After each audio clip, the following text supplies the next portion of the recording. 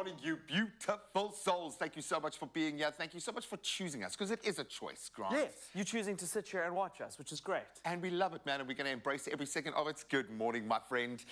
You know why I love it when Grant's here? It means we're going to take a bit of a techie turn, and it's a big one. In the world of gaming, Brew, Assassin's Creed, it feels like we've been waiting for a little bit. It's come. Look, Assassin's Creed Mirage is out. It's really cool. We're going to be playing it in studio. Maybe you're going to take it for a bit of a spin? I love it. What do you think? Definitely, without a doubt. I love it. I love the storytelling. Cannot wait to get into what that narrative is, but I know there's some hardcore fans out there, so hopefully it will not disappoint. Now, when we talk about disappointment, of course, we've seen that on a different level over the last couple of weeks. News stories about fake doctors, how many people have been duped in that space, which is terrifying. I've got to ask you this, though. In the techie space, as someone who plays in the social media space, we have heard about so many stories flying under the radar of people being catfished. Has anyone tried their luck with you? I actually do think so, yes. But we can talk about that a little bit later. We're going to do a deep dive. Of course, we're going to have a bit of fun around that, but we know that it is a very serious topic. People have been duped. People have been taken for a lot of money. And, of course, there is a huge amount of emotional trauma that goes with something like that. So we're going to open that conversation and hopefully create a safe space to be able to have a little bit of fun around it, yes, but also come to grips with something really serious this morning. So I guess we've got to connect with a guy who I'm assuming might have had a few people, a few carrots dangled in front of him in his time. Good morning, Nature Boy. How are you doing? Oh, the boys coming through. Good morning, and to you, Mzansi, thank you for making the best decision of your day, and that's choosing to spend it with us. Firstly, I want to talk about something. Who did this? Own up. Who did this to me? I am not okay with this. This is not cool, guys. Beautiful. Who is catfishing me out here? Obviously, you can see clearly what the theme is about. I haven't even seen this picture before. I didn't approve this. I'm going to have some words with some people upstairs, but this is the conversation we're having with you this morning, Mzansi. Have you ever been tricked by a catfish? I was definitely tricked this morning. Someone on social media who was pretending to be someone else to get into a relationship. Oh, now share your experience with us on our voice note line. That's 0634088863. Don't forget to use the hashtag Expresso Show. And also, if you know who did this, please let me know. This is not cool. We're going to find out and get to the bottom of this in just a second. I've been tricked already by the feels of this, so I'm kind of feeling like what you might be feeling if you've been catfished too, but let us know on our social media channel. We'd love to hear your stories. For now, though, official duties must commence, and G-Man is standing by with the latest. Thank you so much. Well, let's start with our national news first. And diving right in, we start in KZN, where police have made a massive drug bust yesterday when they found cocaine worth some 70 million rand aboard a vessel in the Durban harbour. The cocaine was taken to a private warehouse for processing, where the police revealed much of it had come from Brazil and was headed to an unknown location in Gauteng. And the police said there were hundreds of paint drums at the scene, but only a few had raw cocaine stashed inside. At this stage, no arrests have been made, but that's a big one. Then the city of Tshwane has warned that residents may find themselves without water for longer periods due to a drastic drop in the levels of the city's reservoirs. Spokesperson Lindela Mashigo says this comes as the city continues to experience increases in water consumption, and the strain on the city's reservoirs and those that are managed by Rand Water is enormous. She urged communities across the city's 7 regions to use water sparingly, attend to their household leaks, and be vigilant for instances of vandalism to water infrastructure. I suppose we can all play a role in that. Now, casting a wider gaze, let's look at our international news. Breaking overnight, Uganda's President Yoweri Museveni has pledged to do everything possible to apprehend those responsible for the murder of 3 people in a wildlife park on Tuesday evening that has garnered massive international press. A game ranger and a honeymoon couple, a Briton and a South African, were killed near the Queen Elizabeth National Park. The couple, David and Celia Barlow, are from Newbury in Berkshire in England. Uganda blames the rebel group, the ADF, which is based in the neighbouring DRC. And an ADF attack in June on a school in Uganda claimed some 40 lives, setting the scene for that. Now, 6 airports in France have issued security warnings as we move to Europe, and several have been evacuated as we speak. The airports include Toulouse, Nice, Lyon, Rennes, Nantes. Then Lille Airport in the north of France is one that was evacuated early yesterday after a bomb threat. Now, bearing in mind the amount of massive sporting competitions happening at the moment, you can understand. So forces have been deployed to these spots, and France is now on high alert following the murder of a teacher last week in what's believed to have been a jihadist attack. Yesterday, the Palace of Versailles was closed for several hours after a second security threat in as little as 4 days. Now, let's round off with something to hopefully lighten the mood. In recent years, South Africans have come up trumps in exhibiting resilience, tenacity, and well, I think what typifies us, entrepreneurial spirit.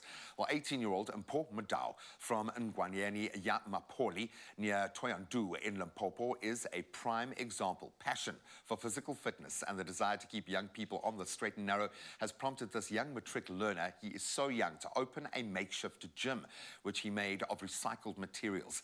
Now, it attracts young people from far and wide, and Madao says his aim is to encourage young folks not to focus on destructive activities, but to join him and leave that other life which doesn't give them a future. And he's received high praise, justifiably in many quarters, for his noble efforts and, of course, his entrepreneurial spirit. And we certainly wish him the very best, but I think the best person to give him an endorsement is someone who I think is on that same planet, our very own nature boy out there trying to inspire people to get moving. Let's see who's going to inspire us today in our sports news.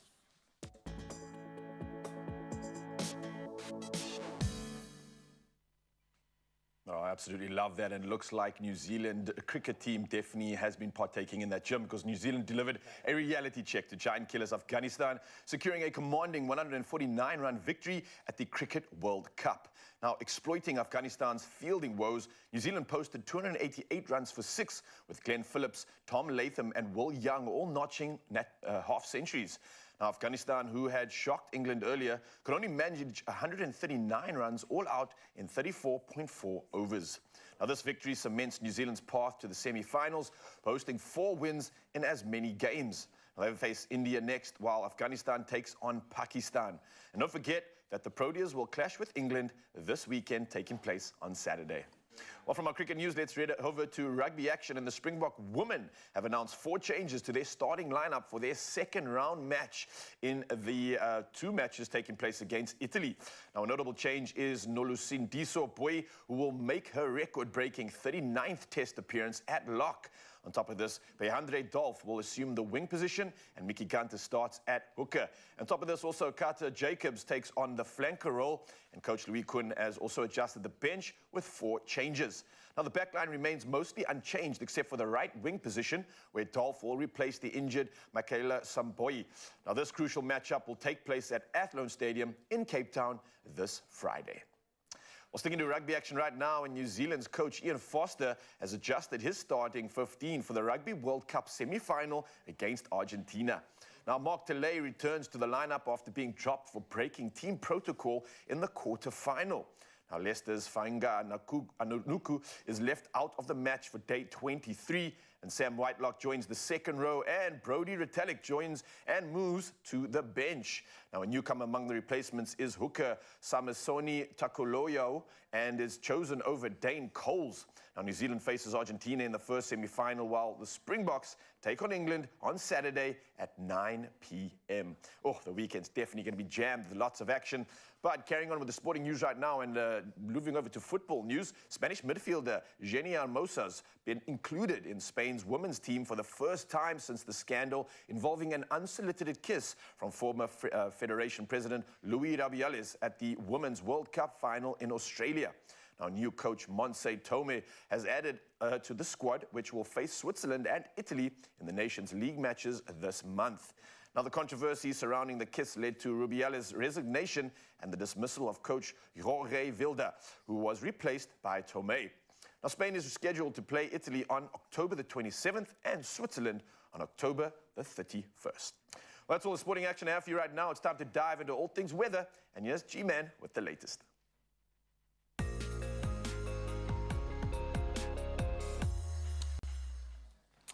Thank you so much, Raul. Let's start with the important stuff. The SA Weather Service has now issued a warning of extremely high fire danger conditions, and that's expected over the Hunter municipality in the Northern Cape today. Please be aware. Meanwhile, the Northern Cape government says it has donated bales of alfalfa to livestock farmers affected by last month's devastating fires. And of course, a lot of people affected. The Provincial Department of Agricultural, Environmental Affairs and Rural Development says 168 bales of alfalfa, each weighing some 280 kilograms, have now been made available from the fodder bank. And assistance has already been provided to farmers in, Danielskraal, Kuruman and Ulko areas. And aid to farmers elsewhere in the province has yet to be approved. Now, of course, we've got a brand new day, one step closer to the weekend. Let's see what those temperatures have in store for us.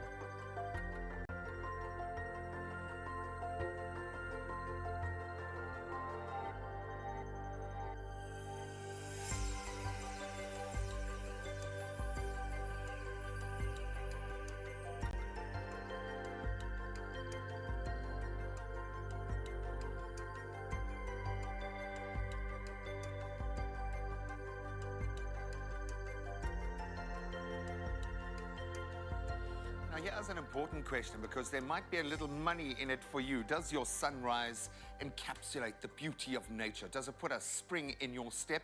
Well, we wanted to put a spring in ours, and that will give you the chance to win 100 Rand in cash. And you can earn that by sending your amazing sunrise photo from this morning. We want it to be current. And of course, the best photos will be shown on air. Remember to include a short story, maybe a weather report, a voice note that tells your story from your part of town. And if you want to enter, you can WhatsApp us that voice note, that picture, that video on 063-408-8863. I want David Attenborough level, okay? And our winner for the hour right now is Greg from Pearly Beach. He's had some great contributions before, this one exquisite. Blessed to live in a beautiful part of the world. He said, every day is a day to experience the beauty of living. Pretty easy when it looks like that.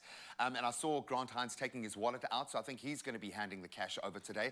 So if you want to win some of Grant's money this week, keep those amazing sunrise photos and those weather reports coming.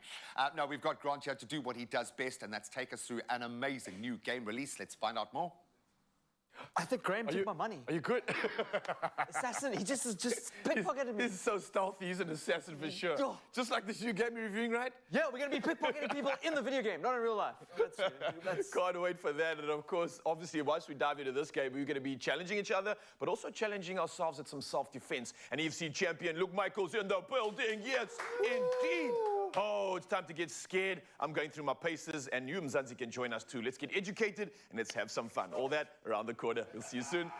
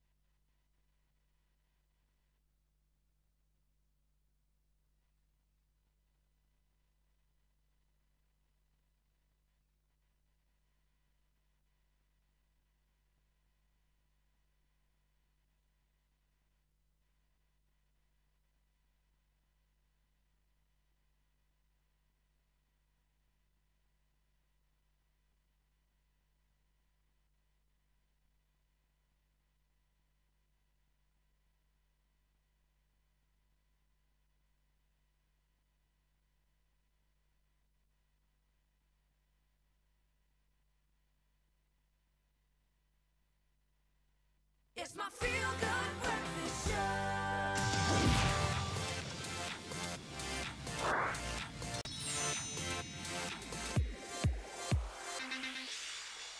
Welcome back, you beauties, as we take a techie turn. Yes, this is your feel-good breakfast show. Perfect time to get on the console. Yo, the long-awaited Assassin's Creed Mirage is finally here. I know to the fans who love it, it matters. A fresh take pulling Assassin's Creed back to its roots, we hear.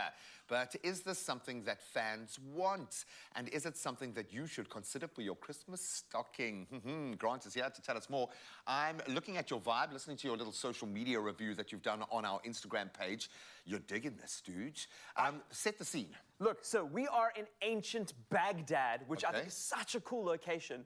So many cultures intertwining. I love that. Yeah, and you play this character called Basim, so it's very much the same style as most of the previous Assassin's Creeds. The ones that happened recently, Valhalla and Odyssey, which were Okay. Greece and ancient Vikings, are just a little bit too open-worldy for me. There's so much, it's very overwhelming to get into it. So let me just show you a You little don't bit know of... what you should be doing when you can do anything. Let me show you a little bit of the map here. So this is ancient Baghdad that we are exploring, going around. We are at the Damascus Gate prison, and we're going to be entering the Great Mosque. And this is what I'm going to be doing for you right now. So it kind of is a little bit less intense when it comes to the skill tree upgrades that we've seen recently. Okay. But I think that's a little less overwhelming. But all the parkour is there. So historically, if you've never played Assassin's Creed, you are an assassin. In this ancient history, trying to take over the Templars. The Templars are like basically the Illuminati in this universe. They are trying to control everything, and these assassins are kind of like the resistance to the system. Yeah, there's like a Robin Hoodish vibe about Yes. it. What I love about, what I think the kinetic energy of the first, because that's what differentiated it from a gameplay style. When you saw a character doing these kinds of moves that you hadn't done before. We'd had some great flow with fighting games and some great movement before, but this kind of took it to a higher level. And maybe, not a mistake, but a bit of a departure from that might have taken it away from the core of the fan group. Is it good to be able to focus on what you're doing? I'm just looking at your weapons and stuff. You look like you've been playing for like, this was D&D, you would have been playing for like 5 years or 10 years or something. These are just skins. You start with this stuff. These are just skins that, I have got. Okay, now I understand. But don't try this at home. This is some parkour. They've included parkour. All the assassins are like these amazing street climbers, and you get to explore these ancient cities, not on bicycles, but by climbing around the world, which is really From cool. vantage points. I seem to be stuck here. Why can't I climb up this thing? One of my biggest criticisms is that the movement is a little bit stuck and static. I found that the movement in Odyssey and Valhalla, because they were more open world, there was a bit more freedom. Okay, there seems to be a bit more freedom. And now we are at the top of the Great Mosque in ancient Baghdad. These are historical locations. You have the experience. Let's have a look at the city. graphics are as you'd expect. Yes, so let's get into what's backing this up, what the fans of the game are going to love. Okay, so obviously this is the history of the city. We can see in the countryside, everywhere you can see, you can walk. You can go and explore, okay. and the city feels really alive. They spent a lot of time over, I believe, quality over quantity. Instead of making this massive world with thousands of skill trees, they've spent their energy and time making Baghdad as exciting as possible and dense and interesting. And it's a little bit like GTA, where there are police patrols or like guards on patrol. And the more drama you cause around the city, the more wanted you become, and then the more you've got to like pull off wanted posters and make sure that you are hidden. Now we're going to do the classic. The swan dive. Oh, there we go. Wow.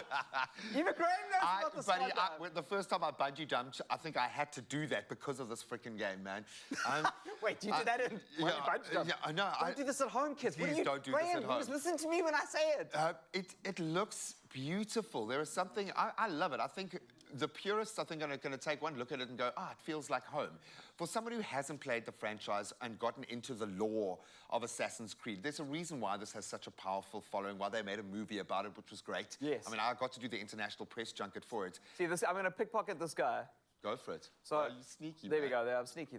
And he's looking at you like, why he is your knows he's been sword made of pickpocketed. I'm water, gonna bounce. man?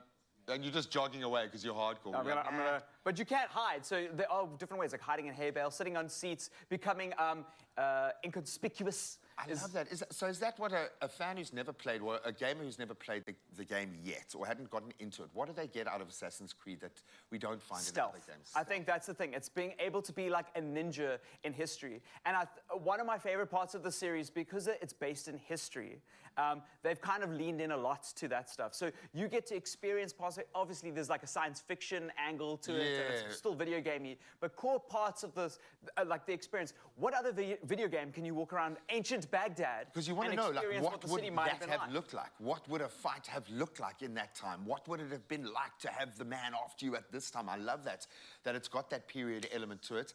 It looks great, Brew. And from a fighting perspective, does it deliver very quickly? Do you enjoy the gameplay? Yes, it's a little bit slower than the other fighting, but like, let me show you a little bit of the knives. So you've got like knife throwing, and you've got that like... poor guy's just... Yeah, no, he's gonna call. The guards are gonna probably stop me. Oh, he's just going to be mildly traumatized for the rest of his day, but he's just like, well, I didn't do anything. Why did the guy just whip out a knife? I absolutely love it, dude. It looks beautiful. The graphics are exquisite. Assassin's Creed Mirage is here. It's one for the stalwarts, and it looks like one for new fans of the game. If you played it, let us know how you feel and head over to our socials and drop a comment. Oh, that's definitely got me in the mood to move, and let's do exactly that. Let's step into the world of self-defense with an exhilarating fitness segment featuring the champ is here, Luke Michael in the building. Yes, he's an EFC Extreme Fighting Championship champion and the ambassador of World Sports Betting, and it's time to explore the synergy of physical fitness and personal protection as Luke guides us through the dynamic techniques that have made him a martial arts legend. Oh, yes, we got a legend in the building. Brother, how you doing, man? Thanks for having me, brother. It's always good having you here. Thank you so much, brother. You're a champion, man. You're doing incredible things, but I think Mzansi definitely has been inspired by you and what you've done, your journey. And I'm sure I want to learn a thing or two about fighting, and more importantly, I think it's not just about the offense, but more the defense, right? What skills can you share with us when it comes to just defending ourselves and really just being more confident? Yeah, 100%. No, I think there's a few like impactful skills we can use. So the first one I'd like to show you is if we grab around the neck. If I'm coming to your neck, so right? Like So I try to grab you, so both hands, Both hands? So it's going to be difficult to sort of break the grip, you know? Yeah. So what I want to do is drop my weight, okay? And I want to use my body, go over, boom. From here, I can come back with a strike. Jeez, I completely couldn't go. Exactly, yeah. So try hold tight. So from there, so first defense, drop the weight, okay? Second line defense, go over. And third, bang. And always run away. You don't have to engage with him, you know? But I like what is happening because you're throwing all my weight off. I'm like exactly. losing. Because it's basically my whole body against yours. Yeah, okay. Dude, can I try that? Yeah, of I know course, you're a champ, so don't give me all your speed, please. Don't kill me here. Yeah. So what I'm coming over with the left hand, So it's like a slight squat first. Okay. So you're more centered. So in a stronger position. Okay, so I drop down low. Yeah. Over and then strike. Boom. Oh, that's lethal. And the elbow's just sitting there waiting to... Exactly, bro. It's loaded. Because you're going from there. Okay, all right. So this is something we could potentially use if, and God forbid that ever happens, but if you're in a situation where someone's attacking us, this is something we could try. 100%. And then there's another one if you grab the wrist. So you grab my wrist. Yeah. So it's difficult if you try to pull, you know. Come on. He's going to be strong. So first line defense, drop the weight again. Okay, then check. So grab tight. I want to go fetch my hand with my other hand. Boom. Okay. Oh, snap. So try keep it hard. Try keep it hard. See, if I pull, it's going to be difficult. So I drop, get my wrist, and get out. Jeepers creepers, right? I have no. You try There's no way of holding on to that. Even if I do one, You're doing that? Yeah. I grab my wrist. Yeah. Take it out. Let me try. Wow. Okay. Check I feel you. And listen, there's no grabbing my hand right now. I can feel this. Come on. It's all leverage. Yeah, baby. Let's go. Power. I love that. Listen, bro. I know that there's obviously a big importance in self-defense, right? And clearly, these are skills that, I mean, just something so simple could get you out of a life-threatening situation, 100%, right? Sure. We also need some sort of awareness. I know when it comes to fighting, you guys are hyper-focused, man. Yeah. I watch some of your matches. You are literally dialed in the zone, almost preempting moves, but also got to be aware of your environment. 100%. You've got a crowd. You've got all this chaos around you. Yeah. What happens in a real-life situation? How do we control the environment we're in? How do we gain more situational awareness? Yeah, I think it's very important to be like vigilant of where you are, your surroundings. You know, be aware of the people around you, and just you know, like watch your back. You know, be aware. Yeah, be aware at all times. I love that, man. So listen, I know so many people out in Mzansi definitely want to get more tips like this. Where can they find you? Where can they reach out to you? And I believe you also got a new gym that's open up? Yeah, the Performance Institute, powered by World Sports Betting in Pardon Island, 30 Marine Drive.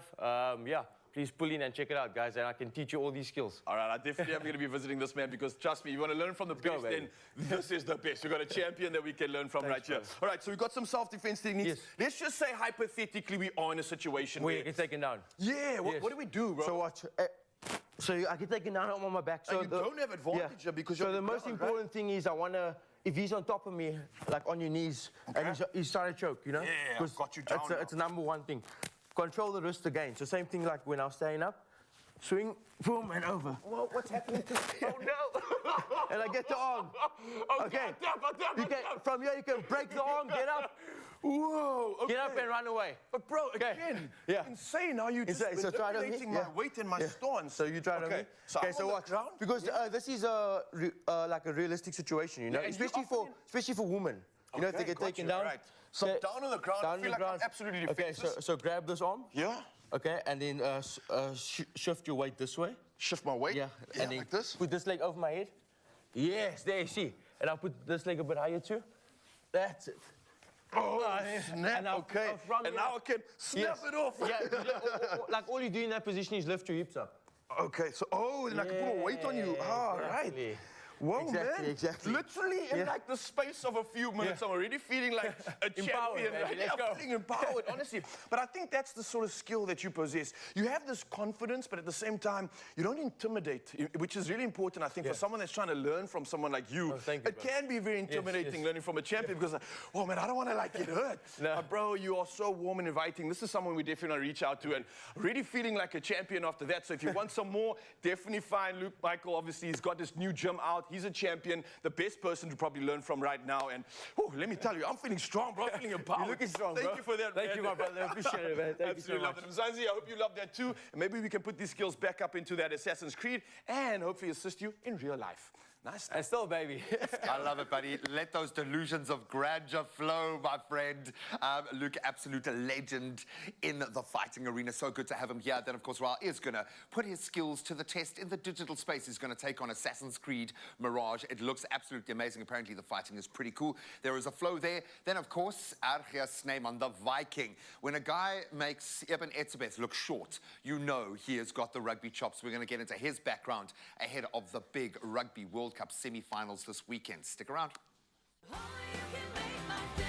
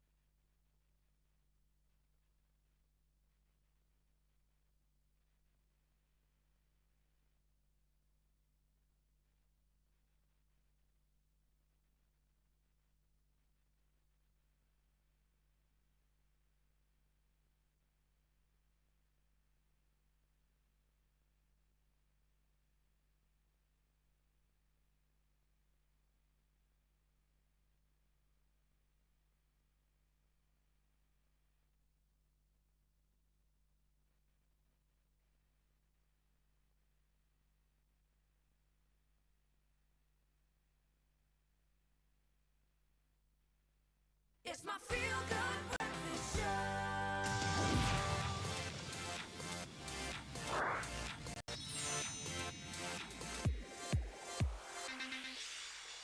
Oh, yes, Mzansi, welcome back. Your Feel Good Breakfast Show. I hope you're feeling hyped and pumped after that one. And if not, then this next game is definitely going to do that. Assassin's Creed Mirage. It looks to be an exciting world to explore for gamers looking for a good RPG to sink their teeth into. In fact, exploring is exactly what we're about to do. Now, we've got Grant Hines here. He's already exploring. He's diving deep. He's forgotten that he's even at work right now. But, whoa, first impressions already. This world looks insane. This man's athletic ability is inspiring. Listen, is this a real building? Are we watching a movie? What's going on? What? Every time, you know what I love about Ryle? He's together, right? Like, you're very professional, but you get amazed. So, like, genuine amazement, and I love that. Bro, remember, I come from, like, ice climber days, okay? Like, Sonic the Hedgehog and stuff, like forward grab. This is a massive advancement from that. Forward grab. Yeah, dude, honestly, like... Okay, I want to do a mission. I'm trying to get to a place we can do a mission, and just, so that you can give it a go. Do you want to give it a go? I would love to, man. Okay. Honestly. I'm actually nervous Before to give you you the get to this- controller. You know when you give your controller to your little brother, and you're gonna break the game. You're gonna break it. That's it. Okay, Grant you realized see he that little messed up. marker? You see that it says 112. Yes, Ooh, these is that where I guards. need to go? Okay, these guards are. Let's have a fight. You want to have a fight? Just a quick question. What's at your back that's like sparkling at the back there? Like it's just the ether? skin. Ah, Just the okay. skin. Okay, It's these like guys. he's engaging. Oh, No self techniques necessary here, it seems. Straight on the offensive. Oh. Whoa! okay. So there's a lot of dodging in this game. I'm scared to give you the controls. Bro, there's 2 on. You should give it to me. You just Grant Hines. You just did the self. You just did that. Okay, am I reloading? Yes. Later save, yes. Okay, So- cool. Okay, so do you know how to sword fight now? No, I don't. All I learned so far is how to self-defend. Okay. Listen, I expect more of you, Ryle. I've already elevated my self-defense, but let me just tell you, man, this game I haven't played in ages. I normally in these games literally just get like... When was the last Assassin's Creed that you played? Whoa, bro, I think it must have been like 5 or more years ago, like before the new releases even came out, I think. I couldn't even remember what the name was. Okay, so you've got this. I've So got they've kind of got back. basics, So basics. if you hold A, it's to run, right? Yeah. Left trigger and L1 Left trigger. are like to pull out your weapons, right? Ooh, okay, cool. You got okay. it. You got it. You got it. Nice. And yeah, so you can get into. Can I swim? Yes. Let's go. Ooh, nice ability. Man's been doing his swimming classes. I like that. So obviously this is ancient Baghdad, and you Yeah. can run around. The older games, well, as Odyssey and the new ones that you haven't played, Odyssey and Yes. Hollow, were way too open world for my tastes. Great value for money, but I think they added a lot of quantity over quality. So you can assassinate this person. Come, do it. There we go. So obviously Assassin's Creed, this guy's assassinated in the middle of the street. Now, you've alerted the guards. Oh, no. The guards, now you gotta run. You gotta bolt. Run! Remember what Luke told you. You don't have to engage. You don't have to engage. That's 100% correct. What are you doing? You're running around in a circle. Where should I be going? Away from the guards that are Come dressed on, in let's red. go. What did Luke teach you? Nothing. They all okay, dude. It's This a is lot why easier you don't said give your than done, controller to honestly. your little brother. Ryle, are you my little brother? I'm done running. He's right I'm behind done you. running. I think you need to turn around I'm and ready engage. to fight. Let's go. Turn around. Let's go. Fight. Fight. Let's go. Let's go. Yes. Let's go. Oh no! Come on! Come on! What are you doing? No! They just no, Ryle. See, now all my XP is going away. I'm so sorry, You're ruining my game. You're ruining my save game. You know what? I gotta say, it feels quite crazy to play this game because I start to feel like I am the assassin here. It's so realistic. I feel like I'm literally walking through the streets right now. What's the reason behind that, man? Have they done anything new to the graphics? What's going on? Yeah, okay, it's obviously on new next-gen consoles. I think making the world a little bit smaller has improved the graphics a little bit. It's still big, don't get me wrong. Like, you're experiencing this entire city of Baghdad, but look at these closed corridors, which is really cool. I think maybe you should like do something a little bit more sneaky. So if you walk behind, there, go pickpocket that person. Okay, cool. Go behind them. Now, slowly, Ryle, please don't ruin my save game. Okay. Just follow them. Why? Slow and steady. Okay, now jump into that hay bale. Jump into the hay bale, quickly. No, Ryle, what are you doing? Jump! No, let go of the right trigger. Yes. Jump, jump. Oh, okay, we have a new thing. Don't ever give your game controller to your little brother who's going to mess up your save game. But the little brother's having so much fun, I've got to say, learning about Stress this me game. out, man. Learning about how realistic it looks, but at the same time, there's such an incredible world to dive into. There's a great story. It's all about, it fills in the whole world of Assassin's Creed and against the Templars and the Ancients, the Order of the Ancients. It's very exciting. Oh, absolute magic stuff. If you want to lose some time, lose some days, or maybe even weeks, clearly stealing the control, then this is the game for you. Have a lot of fun, and let's keep the fun going right now. I love that.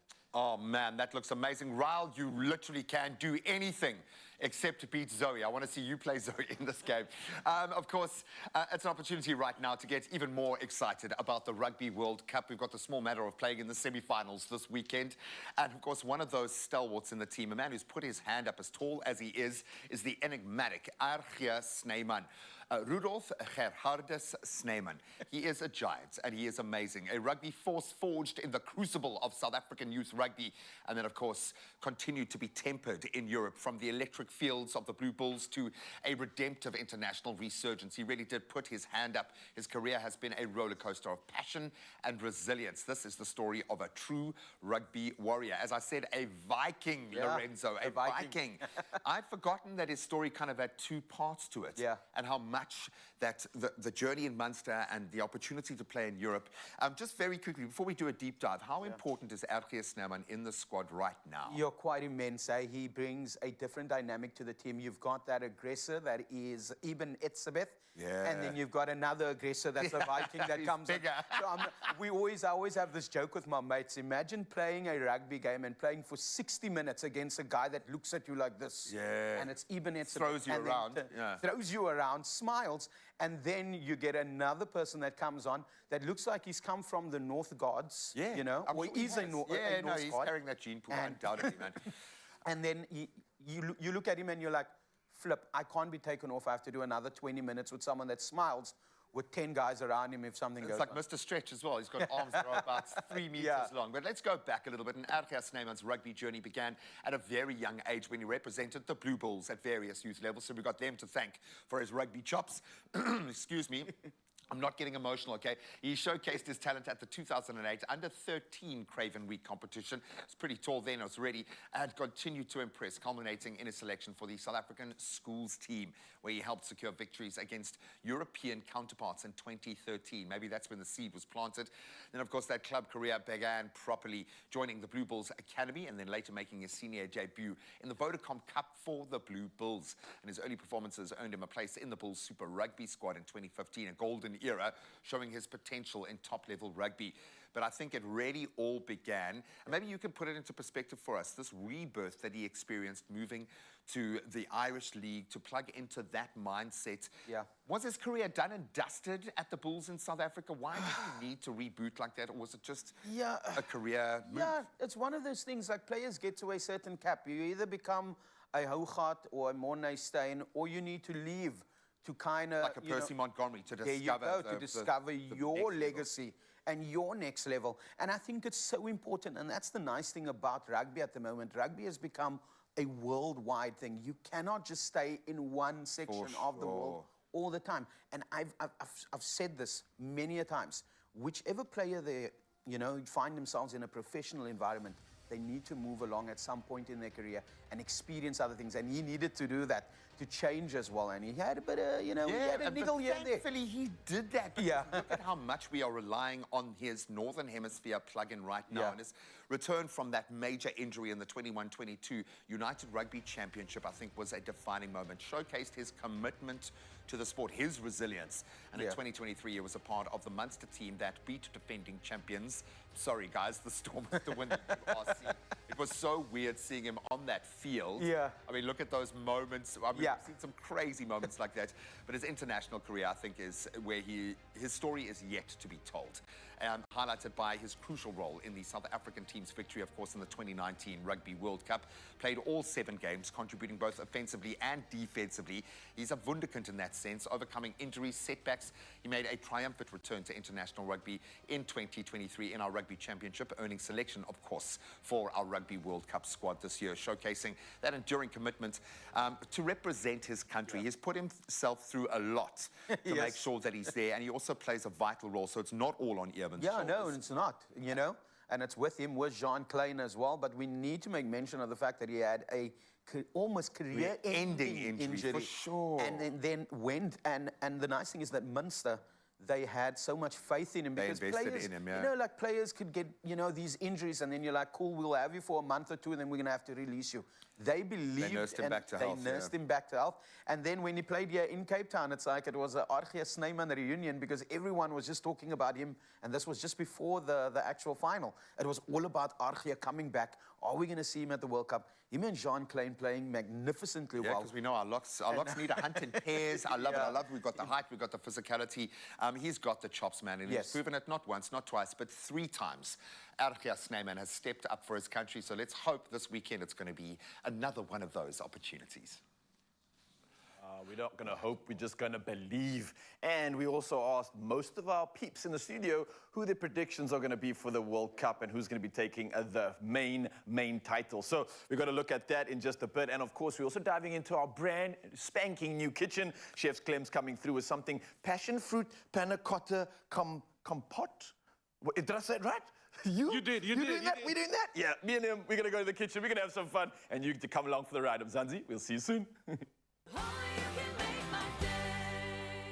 If your cooking makes you proud, then you might be Mzansi's next cooking star. To be a part of Color Your Plate with Koo on SABC2, show us how a healthier you starts with you and your tasty plate. Take a video of yourself creating a colorful meal and tell us why you should be Mzansi's next cooking star. WhatsApp your entry to 072-741-5357 and you could be on the new season. Plus, stand to win your share of prizes valued at 500,000 Rand. Color Your Plate with Koo.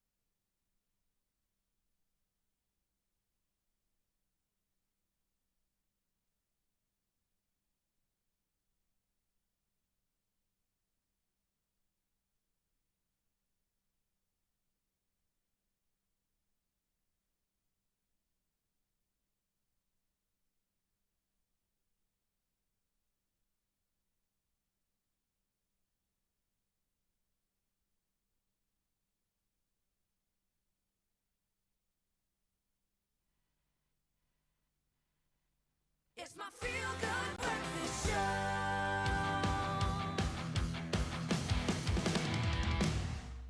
Yeah, follow that little guitar riff all the way to your TV. Welcome back to your feel-good kickstart. I'm going to say an early kickstart to the weekend. It's a massive one. In our hearts, we all have a clear Rugby World Cup winner. And thanks to proud sponsors of the 2023 Rugby World Cup, Total Energies, we are getting a few of our incredible Expresso team members involved this morning to cast their votes for who they think is winning the 2023 Rugby World Cup. Now, we put 4 options out there. It seems that only 2 dominated. Who will win? Take a look at this.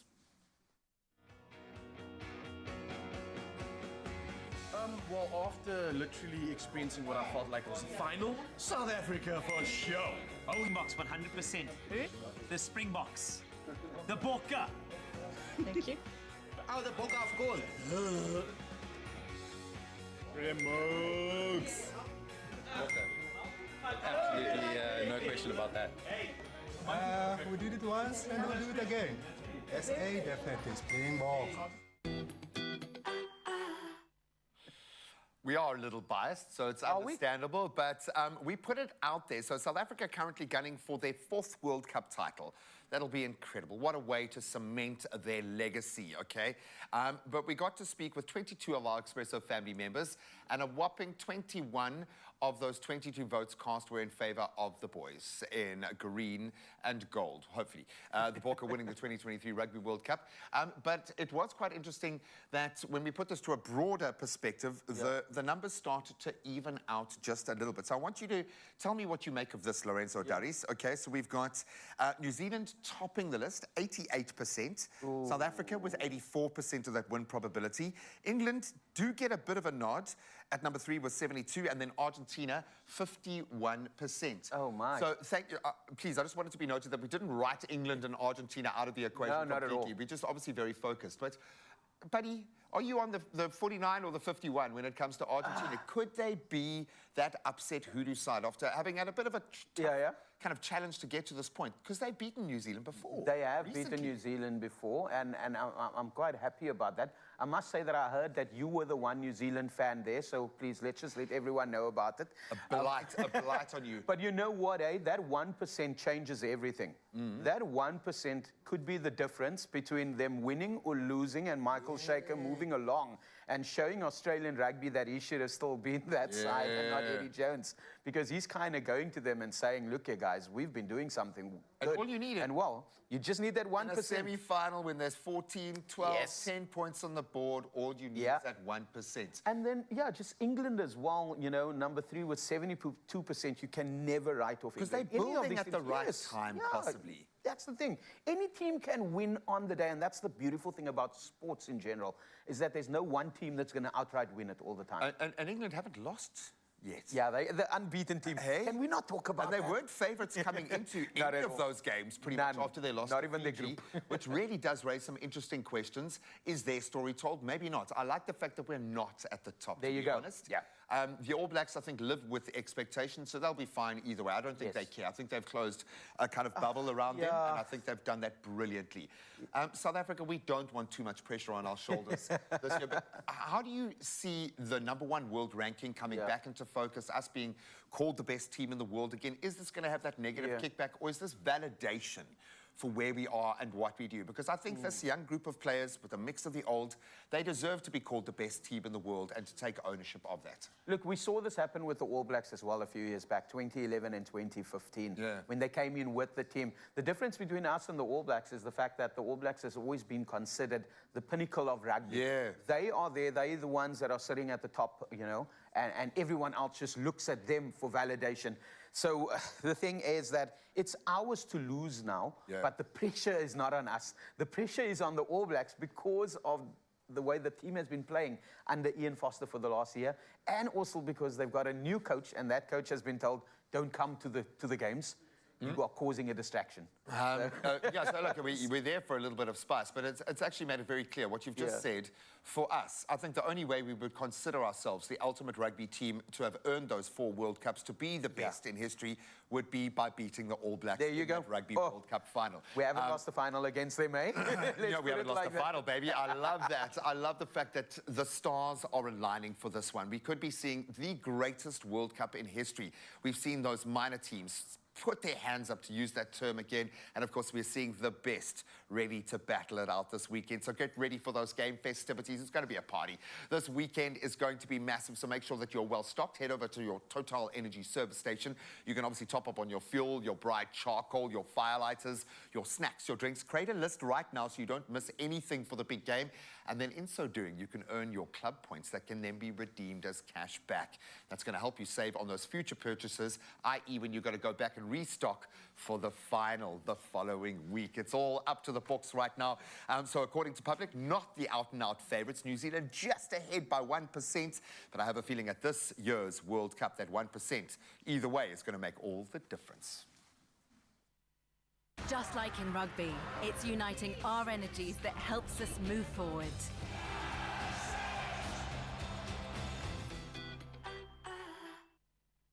I absolutely love that convo, but let's dive into the kitchen, the brand new kitchen. I hope you are loving it, because we definitely are, and it's inspiring us to do so much. Right now, we're talking granadillas. Yes, a zesty, juicy indulgence that mirrors the vibrant spirit of the savannah.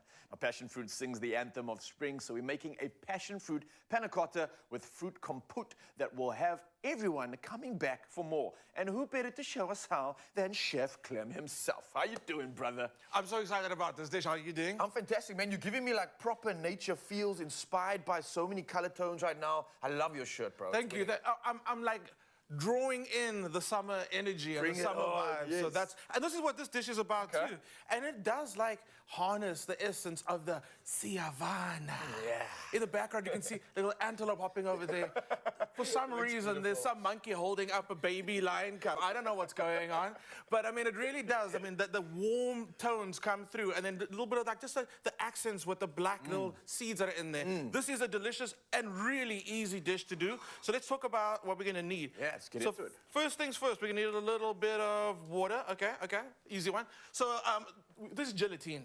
Okay. Oh, okay. So you can mix that with water so it can activate. And it's very important that you add cold water to it, let it sit for a little bit, okay? Oh, okay. If you just add that gelatine straight into the liquid, it's gonna form little lumps and bumps, and it's not gonna do what it needs to do. We want a smooth summer, man. Hey, we want a smooth summer. I just feel like 2023, can we have just like smooth Yeah, please. smooth Already summer? we've got the colors here that are serving right now. And speaking of these colors, I know for me it just reminds me of like the sun. It reminds me of bright times, of good times. But the passion fruit panna cotta obviously captures that vibrant essence of Plascon's fun in the sun. Now that's the color from the exhilarating spring savannah color palette, and it's something that I see a lot of us and a lot of people incorporating into their homes, onto their walls as their decor, but it works so well. You want some new energy in your life, you want some new passion. You see what I did there? Passion. Yeah, then get in on this. Now, talk me more about this recipe, man. I see you've spoken about the gelatin. What have you put in the pot? Okay, milk, cream, vanilla essence, or extract, doesn't matter which one you use for that one, and then sugar. Talking about passion. Yeah. The person who wrote this recipe, I'm gonna talk to them later, because when you go and get this recipe on expressoshow.com, you'll see there's a ingredient that says 1/4 cup of passion juice. Listen. Passion juice. What this person was trying to say is passion fruit juice, okay? Let's just, don't Google it, don't do nothing. Just take my word for it, it's passion fruit juice. Okay, juice. that goes Get it in right. there. And that's got that intense sweetness, but perfect amount of like acidity and balance. So passion fruit for me, it's almost like when you hit it with a little bit of lemon, that acidity just makes everything bright. But this that's is like a beautiful zest. Bring it on. Sorry, let me show off. I actually have drawers in my kitchen now. It just effortlessly opens it up. I love that. Okay, so once your sugar has malted, because like, remember we added that white sugar in there? Once that sugar has malted, and only then do you take it off the heat. Look what's happened. That little bit of water that we add in, it's made it like nice and jelly-like, so that goes in. Nice. And there's enough heat in there to continue malting the gelatine, and you need to keep on stirring, because again, that gelatine needs to evenly disperse through the liquid. So if you do need to go back onto the heat just to malt it through, go for it. Okay. And you can smell that passion fruit coming through already. So what you're gonna do is, you're gonna pop this mixture into, I'd say, don't fuss about getting this specific mold. Just use something Use that you a have at home. teacup. Honestly, use a teacup. Be fancy. Pour the mixture in a plate that's got a high side and set the whole thing like a beautiful gelatine. And you can just top it with extra compote in there. So here's the thing. It smells so good, bro. It Just does, by right? the way. Summer. I love it. And it's cold. Was this because it was said in Your man left me right there. No, we gotta do it again.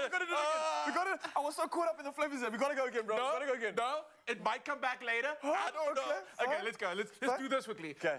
To release, your man wants to take shots. No, to release the gelatine, right? Yes. A little bit of warm water, and that all that's to do is create a bit of separation. It's gonna actually melt the gelatine because of the temperature. Makes sense. And you want to do this for about, I'd say, just. Can I just leave that there? Don't do it for longer than 30 seconds. You don't want to create a bit of a milkshake. So you can have a look at it. You can actually see when it starts to separate. So we're not there yet, so keep your finger on it. Okay. Raul, now we got to wait here for like a couple of seconds. Talk Maybe to we me can about- sing that song we didn't get to sing. earlier. Summertime. Ooh, summertime. Yeah, Sit back and rewind.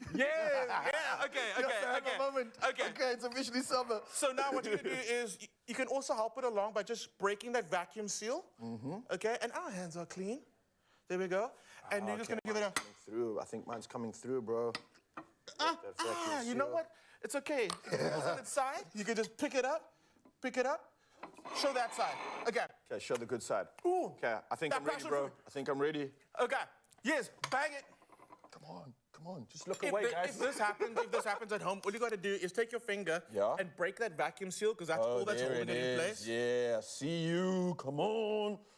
And here's another thing. The reason well done. Look how perfect it looks. The reason I tell people at home you don't have to use these molds is because I can imagine if you've got six guests and you're busy doing that to 6 of them, you're going to be stressed.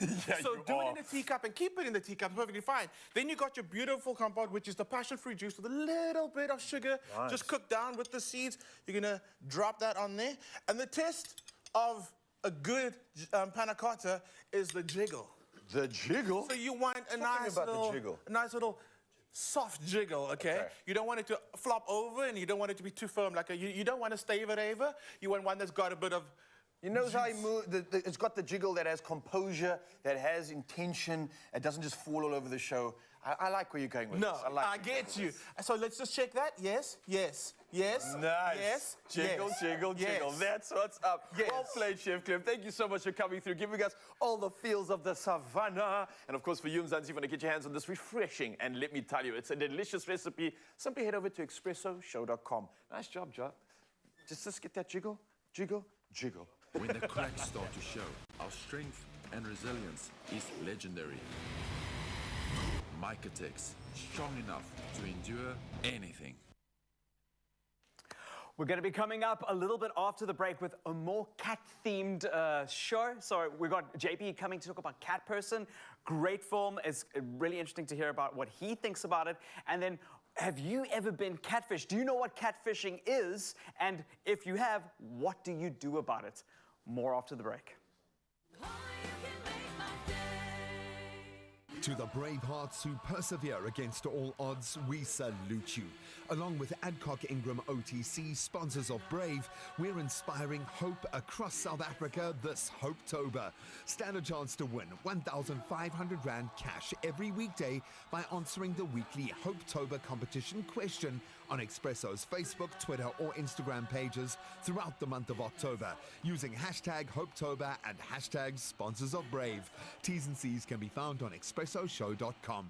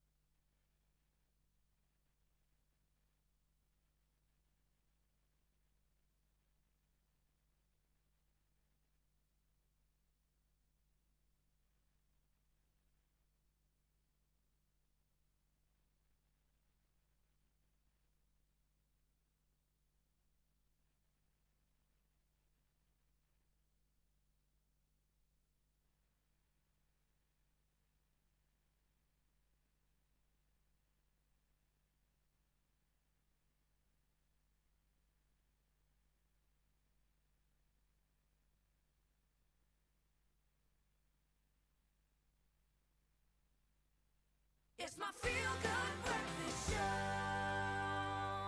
Welcome back to your Feel Good Breakfast Show on S3. It's 7 o'clock, so that means it's time for the news. Thank you so much. Yes, it's just gone on the hour. It's perfect timing, and let's start with national news headlines. Now, there's bad news for consumers as price pressures increase with inflation that ticked up by 0.6% in September.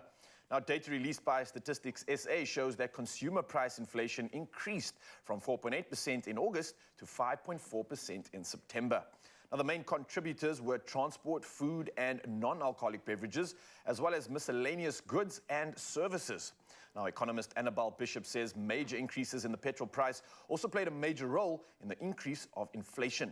Now, poultry-related products saw an increase due to producers having to cull birds because of avian flu. Well, sticking to national headlines right now, police in KwaZulu-Natal made a massive drug bust yesterday when they found cocaine worth some 70 million rand aboard a vessel in the Durban harbour. Now, the cocaine was taken to a private warehouse for processing, where the police revealed much of it had come from Brazil and was headed to an unknown location in Gauteng. Now, the police said there were hundreds of paint drums at the scene, but only a few had raw cocaine stashed inside. Now, at this stage, no arrests have been made. Well, from our national news headlines, let's head over to international news. Now, Israel says it will not thwart the delivery of food, water, and medicine from Egypt for civilians in Gaza as long as this aid doesn't reach Hamas. Now, this was announced by US President Joe Biden after visiting Israel. And earlier, Biden backed Israel's denial of involvement in an explosion at a hospital in Gaza, saying it was supported by data he'd seen from the US Defense Department. Now, Hamas immediately blamed Israel, but the latter blamed a misfired jihad rocket. Now, several Arab countries also blamed Israel, and some leaders have cancelled meetings with Biden. Well, carrying on with international headlines, Uganda's President Yoweri Museveni has pledged to do everything possible to apprehend those responsible for the murder of 3 people in a wildlife park on Tuesday evening. Now, a game ranger and a honeymoon couple, a Briton and a South African, were killed near the Queen Elizabeth National Park. Now, the couple, David and Celia Barlow, are from Newbury in Berkshire, England. Now, Uganda blames the rebel group, the ADF, which is based in the neighboring DRC. Now, an ADF attack in June on a school in Uganda claimed some 40 lives. Now, our next story may convince you to give dogs a chance to rule. Now, 3 generations of golden retrievers have served as mayors of the wee town of Idlewild in the US Southern California mountains. Now, while Phyllis Mueller moved to Idlewild in 2011, the Animal Rescue Center organized the first ever mayoral election. Now, Mueller was convinced golden retrievers could achieve world peace. Now, Max 1 was a candidate and won handsomely. Thus, a light-hearted fundraiser had simply taken off. Now, Mayor Max became a huge celebrity, and ditto his successors, Max 11 and Max 111 or 111. I'm not sure how you pronounce this one, but different variations of Max. Now, messages of support poured in from around the world, and the dogs oozed unique charm, loved unconditionally, and, of course, were non-political. Consequently, there was peace and goodwill in Idlewild. I absolutely love this one. Let's see what other wild stories we have for you when it comes to sport, and here's G-Man with the latest.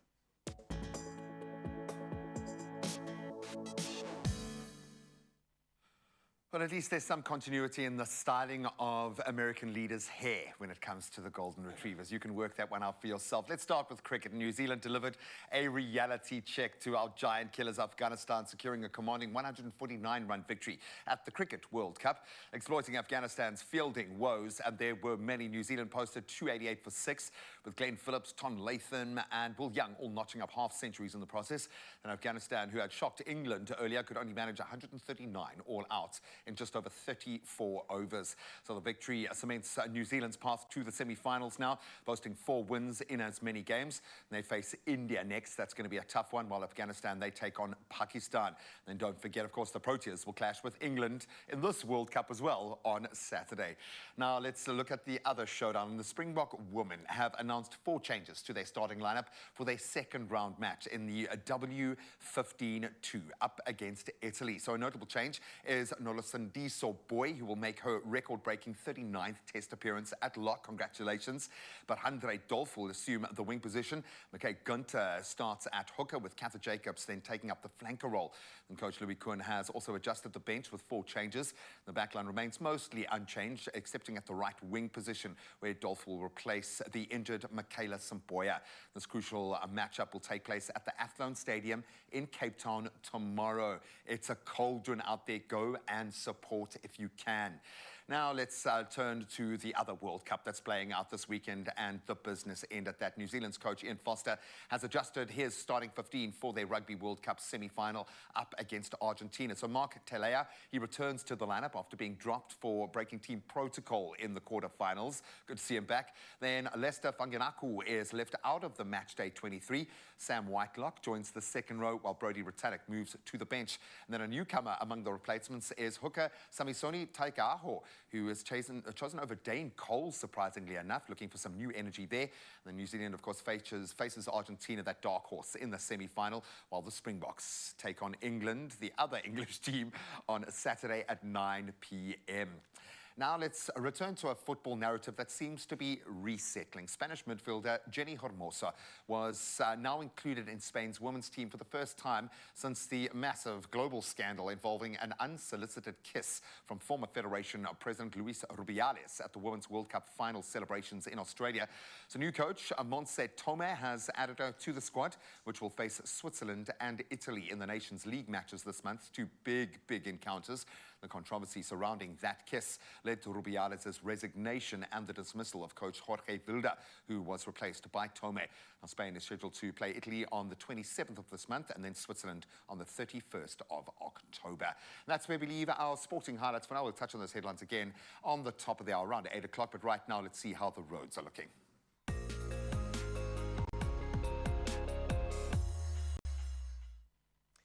Thank you so much, G-Man. Let's dive into traffic right now and see how we can serve you. And let's start off in Edenvale in Johannesburg. Now, there's a stationary vehicle in the N12 eastbound, and this after Edenvale Road. Now, 1 lane is affected, so if you're in the area, please do drive carefully. Moving from Johannesburg to Cape Town and Somerset West, to be specific, there was an incident on the N2 outbound, and that's at Sir Lowry's Pass. Now, no lane closure, but there's rubble in the road, so please, again, do approach this area with caution. Over to Joburg once again, and Ekurhuleni district, there is a queuing traffic in the Kempton Park area. So please do plan your routes accordingly. But again, for anybody heading out on the roads this morning, buckle up, stay safe, and do plan your routes. For now, though, it's time to dive from the roads to weather and see what else we can expect for weather news.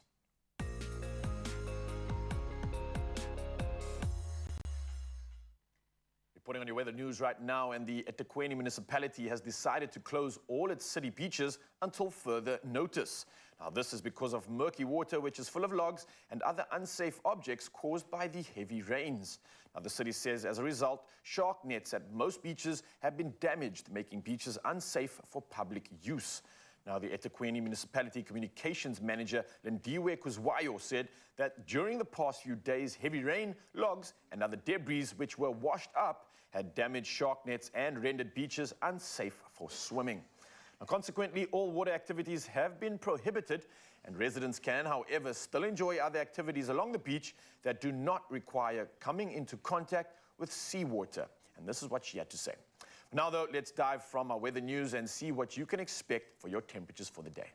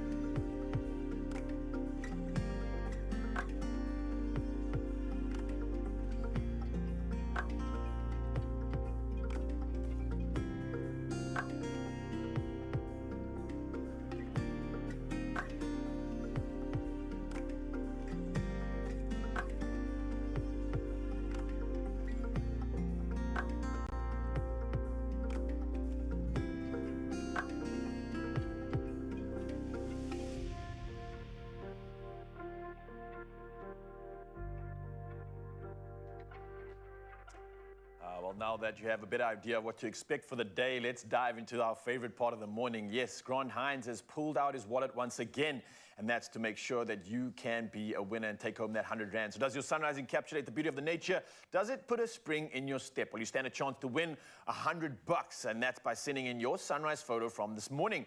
And of course, the best photo wins and will be shown on air, so remember to include a nice short story, maybe a voice note or two, as it would always give us more insight into your part of town. And use the number 063-408-8863. For now, for this edition, our winner for the hour is Molani in Durban Beachfront. And a stark contrast to what Durban's experiencing right now, there still are parts of beauty. And as you can see, she sent this incredible shot in saying, it's partly cloudy today in Durban with a maximum of 24 degrees. Looking forward to the day. And wow, if that is the sight that you get before the day starts, then I think we all are looking forward to the day, especially if you are out in Durban. So thank you once again, Molani. Grant Hines is pulling out his wallet right now and sending that moolah into you, and I hope you enjoy it. For now, though, let's see what else we can expect for the show.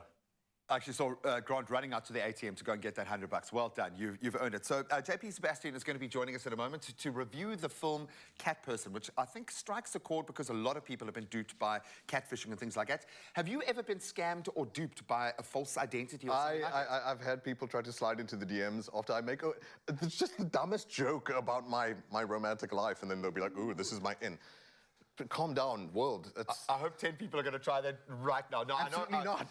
I'm joking about it. It is serious business. We've also heard other stories of professionals, okay, that we think are professionals, but are not. We're going to get into that kind of identity theft, how you protect yourself in that situation. And we're talking about doctors who aren't really doctors performing stuff. It's crazy out there. It's going to get a bit scary, but I think the film will reveal a bit about the culture around catfishing as well. So stick around for that. We'll see you now.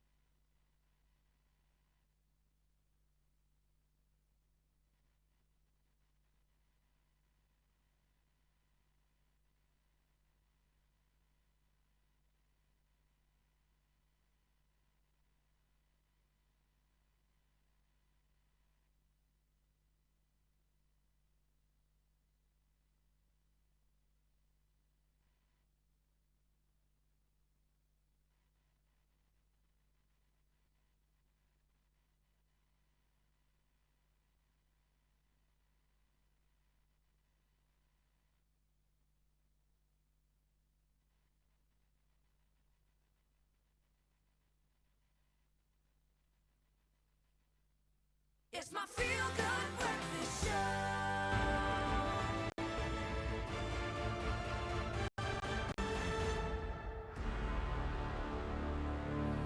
Yep, the man has got a stern look on his face. Welcome back to your Feel Good Breakfast Show as we delve into a movie that I think is going to strike a lot of chords here, maybe trigger-worthy in this one. It's called Cat Person, in the broader theme of catfishing, which seems to terrify me even more in the age of AI. So, JP, I'm glad that you are here. I know you haven't seen the film, but you are previewing it. So I'm going to get a sense of where this is pitched. It's a bit of a phenomenon, of course. This, importantly, is based on a New Yorker short story from back in 2017, and that went viral. Everyone. A true story? No, fictional, and then we learned 2 years afterwards, in fact, that it was very much taken as way too much inspiration from a real person's life. Oh, wow. Kristen Rapinian is the author of the original short story. She was taking way too much from an actual person that she knew. That's a whole drama of its so own. that opened a whole can of worms. But there were a lot of, especially young women saying, yeah, this feels too familiar. Like, and so, hey, before I get into like all the meaning of it all, let's have a look at the famous meeting from Cat Person, which I suppose is one of these things that was viral and might be recognizable. Don't worry, it's not as spooky. See. You will claim that the stark ritual of a beautiful girl's last searing dance, as tragedy forever mars her loveliness.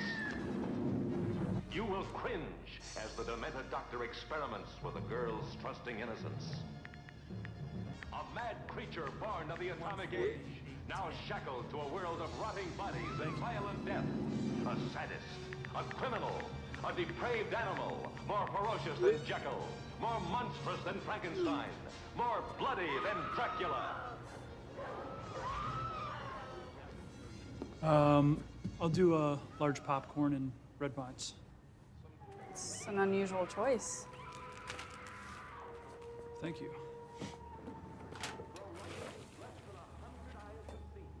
I don't think I've actually ever seen someone buy red vines. Okay. I guess you're wondering why we sell them then, if nobody buys them.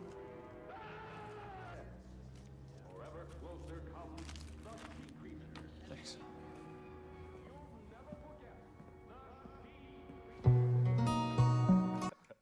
We have just dragged this film in about 10 different directions from Cat scratches both Graham and Wow, JP. the cats have come out. Graham's observation was hilarious there. He said that both these actors look like imposters of other actors. I know, they're trying to catfish. There's like a Miles Teller lookalike, someone else.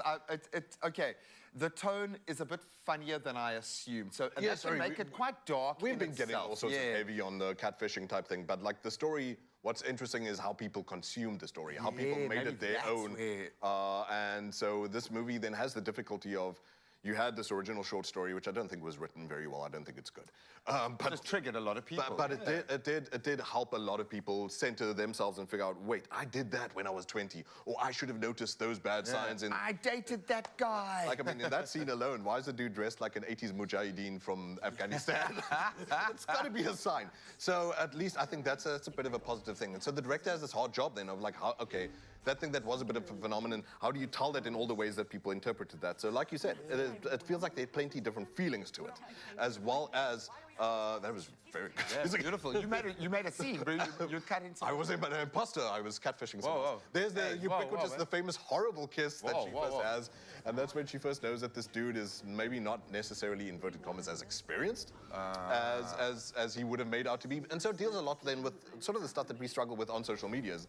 There's a representation of Graham that we put out there. Like right now, there's a representation of JP. And there's a whole ocean of other stuff going on in my head that you're just not privy to, and we will never know about each other. But in the dating scene, that's possibly even more predatory and often weaponized. That, oh, actually, I'm cute and I'm sweet. Intentional. That's the thing. There is something, very intentional about how you set up the start of that. It's a mission-minded thing. Yeah, and then people just run with it. It's amazing how much you just assume and then you run with it. That confirmation bias maybe plays a And so what role we here. barely understand as men too often, maybe some men do, is like the story then, at least in the short story I saw and in the movie definitely alludes to this too, it has a lot of the second guessing that women often do. It's like, maybe it was me. Maybe I was just thinking too much. Maybe I overloaded that gesture that he did as violent when in fact it wasn't. It was playful. So I think that by the looks of things, and as you saw from that scene, which unfortunately these are the scenes that were provided, it was just flat.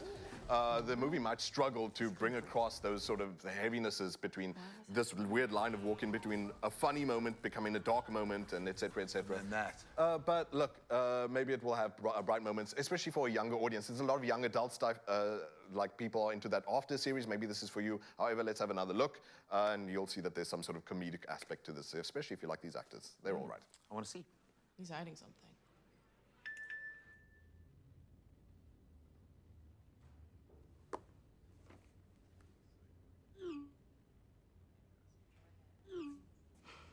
So not.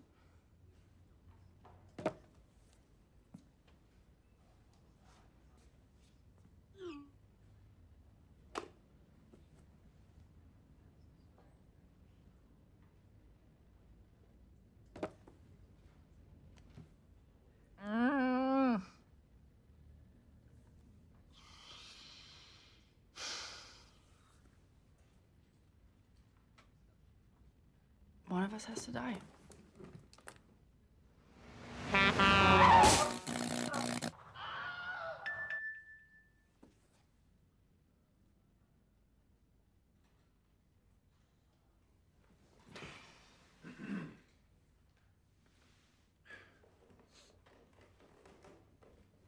Probably for the best. I love the moment where she's looking around at the people in the room. Who's on the computer? I love that.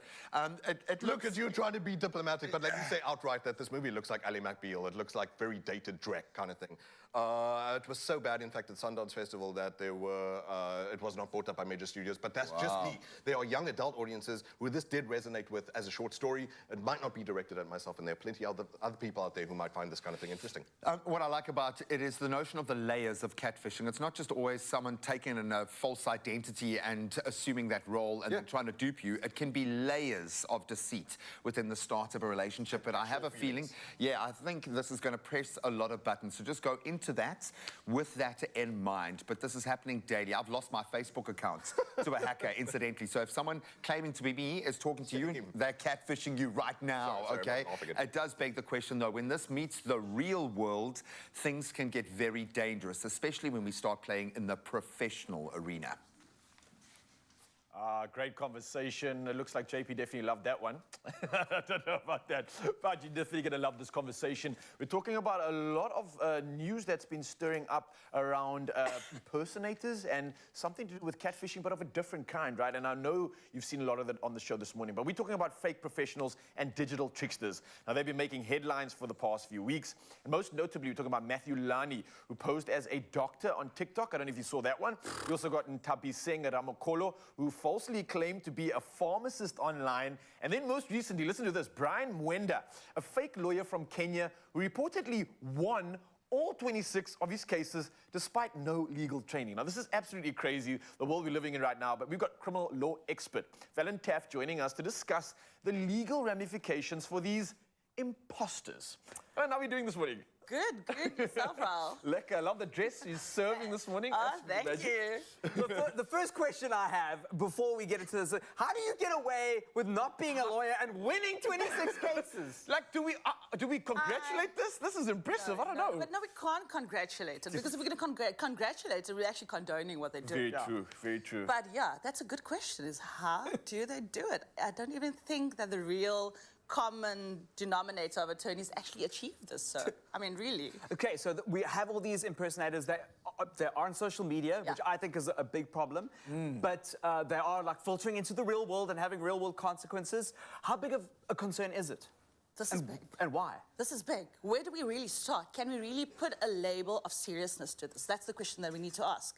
Because first of all, this is not only somebody that's going out there to pretend that they're somebody that they're not, but they're taking it up a notch to pretend that they literally are possessing over certain expertise, certain skills, certain knowledge, which they don't have. And when we're talking about these medical professionals, the attorneys that you've just mentioned, what are they doing? This is not our backyard mechanic that you're going to say, listen, I'm selling myself as a mechanic, I can fix your car. The damage they're going to do is to the car if they don't really have the skill, they don't have the knowledge. But what we're talking about here, coming to medical and legal professionals, is somebody that's willing to go to the extreme of literally imposing that knowledge that they don't have, the skill, the expertise that they don't have, and impose this on a human being. We're talking about lives being at stake here. So my question here is, people that take these people as authorities, what are the consequences to them? Consequences is always, because there's a regulatory body, whether for doctors, whether for attorneys, we all have a body at the end of the day that regulates us. And if you are going to go out there and pretend to have certain qualifications and you do not have those, you can be criminally charged for pretending to be the advocate, pretending to be the lawyer, pretending to be the pharmacist, when technically you do not form part of that regulatory body. You're not registered with them. You don't have your degree. You don't have anything to show that. So first of all, that's where you're going to start, is you can be criminally charged for being an imposter, for literally saying you are having certain qualifications, having certain expertise, which you do not have. In the case specifically of Matthew Lani, besides that he's now being charged, in terms of the Health Professionals Act, he's obviously also have another charge levied against him, which is the fact that he's got a stolen identity. Oh, wow. Remember, he's second on like a another. Netflix show. Yeah, Those, look, Matthew Lani is the name that he goes by on social media. That's not his real name. That's not the real name. But the moment everybody started questioning it, whether it was Wits, whether it was the Medical Professional Council started querying, he gave a different name. The name's the Dr. Sanele, I can't pronounce the surname, but which is a name of an existing person. Yeah. And that is a second-year medical intern currently. So he took on the name and identity of someone that is not. I mean, it's another, that's a whole nother Exactly. angle. So first of all, like you said, first consequences is you can be criminally charged, convicted, and sentenced. If you suspect somebody, say you on TikTok, and there's somebody claiming to be a doctor, a pharmacist, somebody that they're not doing, somebody that has a regulatory body. There's a whole another discussion about other industries like pastors and religion where there isn't a regulatory body. But what can we do as citizens when we identify this stuff? The first thing we need to do, it starts with me, it starts with you. I personally feel there's going to be nothing wrong if you walk into a surgery and you literally say, listen, I need your expertise, I need your assistance, but can I first inquire from you, where's your practice number? Can I ascertain from this regulatory body whether you are indeed registered with them? So asking the professionals themselves. Asking the professional, because if you've got something to hide, why hesitate to give the documents? And how do we report it? Reporting. There are ways and means to do it, whether it's with legal practice councils, such as in the case of the advocate that we just spoke about, whether it's with a medical health practitioners council. You need to go to their websites. They have ways to tell you, if I suspect that this person are not really a registered doctor as they say they are, or you know what, something here doesn't add up. There's advice this person has given, or I just feel, you know. Trust your gut, yeah. Just your gut.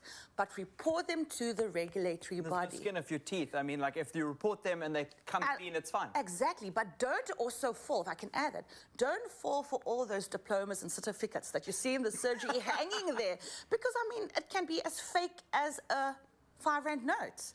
Oh, well, Dylan, thank you so much for coming to this. This is a refreshing conversation. I think for many of us, not only just following the story, I think we've been better educated and warned on what we can expect when it comes to the space that we're playing right now. So definitely do your research, Mzansi. Definitely go and check those credentials. And if you have a feeling of any sort of concern, then follow up on it. You can definitely trust your gut on this one. There's no harm in finding out first before you go through that endeavor and potentially protect your life in the process. Exactly. So, Mzansi, you know what to do, of course, Fallon. Thank you so much for coming through. Always serving us. For now, though, we're going to be catching up and continuing with the whole imposter syndrome and catfishing theme that's going down on our show this morning. Yeah, definitely a day in court with Fallon today. She came to play. We love it. Are you being catfished? Maybe. We're going to get into that in our next relationship chat in just a moment.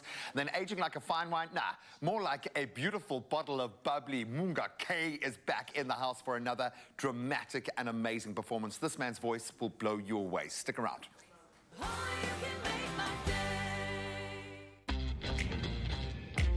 Do it like this. Do it like get it, move it, own it. Do it like this. Bespoke.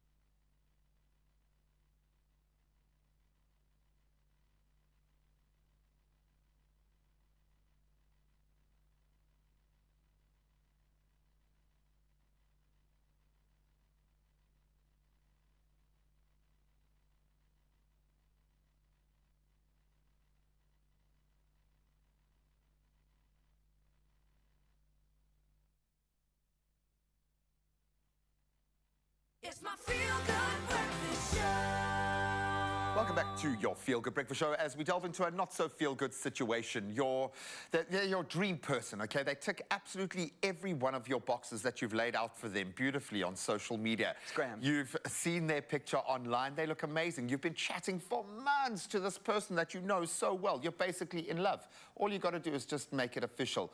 Suddenly, red flags start to appear. They can't video call. They always have excuses about meeting up, and suddenly you start doubting. Am I being catfished? Is that why you don't accept my coffee dates? I don't even know who you are, bro. You have different hair every time I see you. I'm just nervous. Well, helping us unpack this convo is registered counsellor Sadia Southgate and social media content creator Zetu Ola. I'm dying to know if either one of you has been catfished ever. You look like you might have been catfished. I don't know why.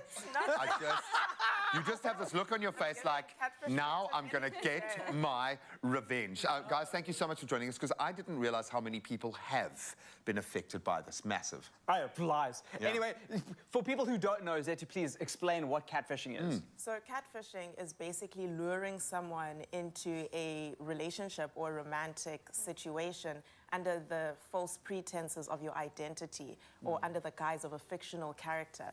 So you basically steal someone's image and likeness on social media, portray that person in order to gain someone else's trust and love, essentially. The why of it is quite interesting, I would imagine, Sadia, because it's psychopathic, it's sociopathic. There are different layers to how hectic this can become. But at its heart, it speaks to someone who is broken and wants to represent themselves as someone else. You would think, why would you do this knowing that it can only end in one way? Why does someone who is doing the catfishing do this? What is the psychological makeup there? What's going on? There's definitely, a lot of things that we can look at, but one of the things that we speak about is different attachment styles. So we call basically anxiety attachment style or just avoidant attachment style. So a lot of them also not just look for these attachment styles in other people, but they also have a lack of self-confidence, a lack of self-esteem, mental health issues, as you said, it's like like a psychopath. But ultimately, when we look at, the attachment anxiety, it's someone who is constantly seeking that need for gratification or that need for reassurance. And when you look at also just the fear of abandonment, but someone who experiences, attachment avoidance is someone who withdraws from close relationships. So essentially, when it comes to that, they often seek out these kinds of people that can fill that for them. And I suppose it goes both ways, because as a person like that who is going to struggle to have a real-world relationship, you can create this little perfect relationship and maintain that for as long as possible. I want to know if there are two people still currently catfishing each other that haven't ever met and will never meet, because they're going to just... There's another movie here. Before. Not to me, though. Sorry. I set you up. I gave you the alley-oop. No, Come on. I've seen excerpts from a show, and they were floating around on social media where, for the first time, usually it's the catfish being exposed, but it's like the catfish was meeting their fellow catfish, and it was like a catastrophe. No, they just walked straight past each other and never actually met because they had no idea what they looked like. Just quickly, I want to talk about the attachment styles. What kind of attachment styles are the worst for this situation? Because obviously there's one coming from the person catfishing, right? And somebody so the victim. who's most susceptible to this kind of I grooming? think it mainly comes down to just mental health issues in general, because that also broadens it for the different attachment styles. But I don't think there's necessarily just one attachment style that's dangerous, because all of it is, essentially. Maybe there's two ways that we can look at this, because we've got the brain's trust looking from both sides of the dynamic. Red flags. So maybe let's start with how it appears online, because a lot of this would start with the phishing that you can do through a person's social media platforms, what you're putting on dating websites. You're basically telling a person, tick these boxes and you're mine and I'm yours. Absolutely. I think a red flag, first and foremost, is the inability to even video call in the digital age. Constant cancelling of plans, I would say, is a red flag. And also, I think if George Ezra is DMing you, it might not be George Ezra. So it's like, to do your due diligence. Can I go get my phone quickly? Just hang on. I just want to go get my phone. So I think it's also just to take care of yourself as well, and also to understand that if someone is unwilling to get on a video call with you, is constantly cancelling plans, that might be a sign that they are not really who they Or they're asking for your bank account details. I think would be a major starting point. So on that note, we're going to leave it there. We're going to dive straight back into this conversation. As we speak right now, I have lost my Facebook account. So anything on Facebook that is claiming to be Graham Richards is not me. This is a brings true it home. story. And this is happening right now on Facebook. Can't fix it because of a professional name change at one point in my career. Crazy stuff. So it happens, and it happens right now. In fact, it's happening to people as we speak. If you've been affected, if you have fallen victim, or maybe something is playing out in your space right now and you think you're being catfished, let's catch them out. 063-408-8863. Yes, this is still S3. This is still your Feel Good Breakfast Show. We're just taking an interesting turn into some very murky waters. Continuing your entertainment and your feel-good breakfast show, joining us on stage this morning is Monga K, now popularly known as somebody who is a creative director, a singer, a songwriter, an activist, a sociologist. Actually, everything that ends with just is just who this person is. He recently released a new album titled Garden, which he'll be telling us all about right now. So please welcome Monga K. What is up? Hello, I'm good. Thank you for having me. I'm excited. Tartan is working for me. Listen, I feel like royalty. I feel like a prince. I feel like talking to you in a different accent, you know. I love your tartan. It's great. But Garden, congratulations. Thank you. It's officially out. Thank you. Yeah, I'm excited. I'm proud that it's finally out in the world. It's not mine. It's for everyone else. I don't want to go. How have you fertilized the garden? How have you cultivated its beautiful fruits? Yeah, with honesty, radical honesty, and just a lot of wine and beautiful times with friends. The honesty is so important, especially for this project. Your creative process, I mean, I can tell that you are somebody who does not settle for the mediocrity that life offers us. No. You want to go tartan, you want to go sheer, you want to go transparent, you want to go gloves, you want to go Monga K. Go big What's or go home. your creative process like, besides wine? No, I think I have the gift of constantly being creative and constantly having ideas and having people around me that want to make those ideas happen, because we just live for the art and we live for making sure that we put our truth out there in the world, our journeys out there in the world. So I just love to write, create music, and, you know, do it with people that I love. In a nutshell, the song you're going to perform for us, Be Mine. Yes. What's it about? So Be Mine features my childhood friend Nkosi Lati. We've been friends since we were like 7, 8 in Botswana, and she's just got one of the best voices in the entire world, and she's the only feature on the record. So it's just an ode to old school R&B and just a duet that we wanted to put out into the world about just finding love. Well, on that note, welcome to the Garden of Monga K. This is Be Mine.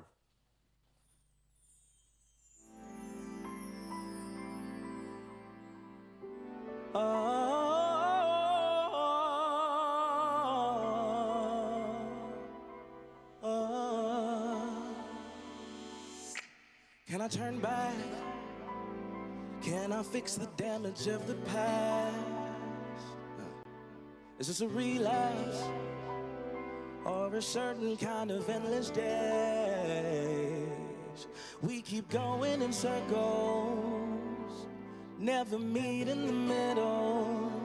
You become so complicated to me. All I wanna do is make this love simple. Slow down. Let's take a moment to reflect on these memories. Listen to some Motown while making love in the summer breeze. It could all be so simple if we let ourselves go. We can make this all better if we open ourselves. What if we lost in love? What if we lost this love? Haven't you had enough? I just want us to make things up. And what if we found true love? What if we found this love? Haven't you had enough? I just want us to make things up. I don't wanna be right, I don't wanna be wrong. Why do we have to fight? Can't we just get along? I wanna let you go. I have to let you shine in order for you to be mine. I wanna let you glow. I have to let you shine. Be mine.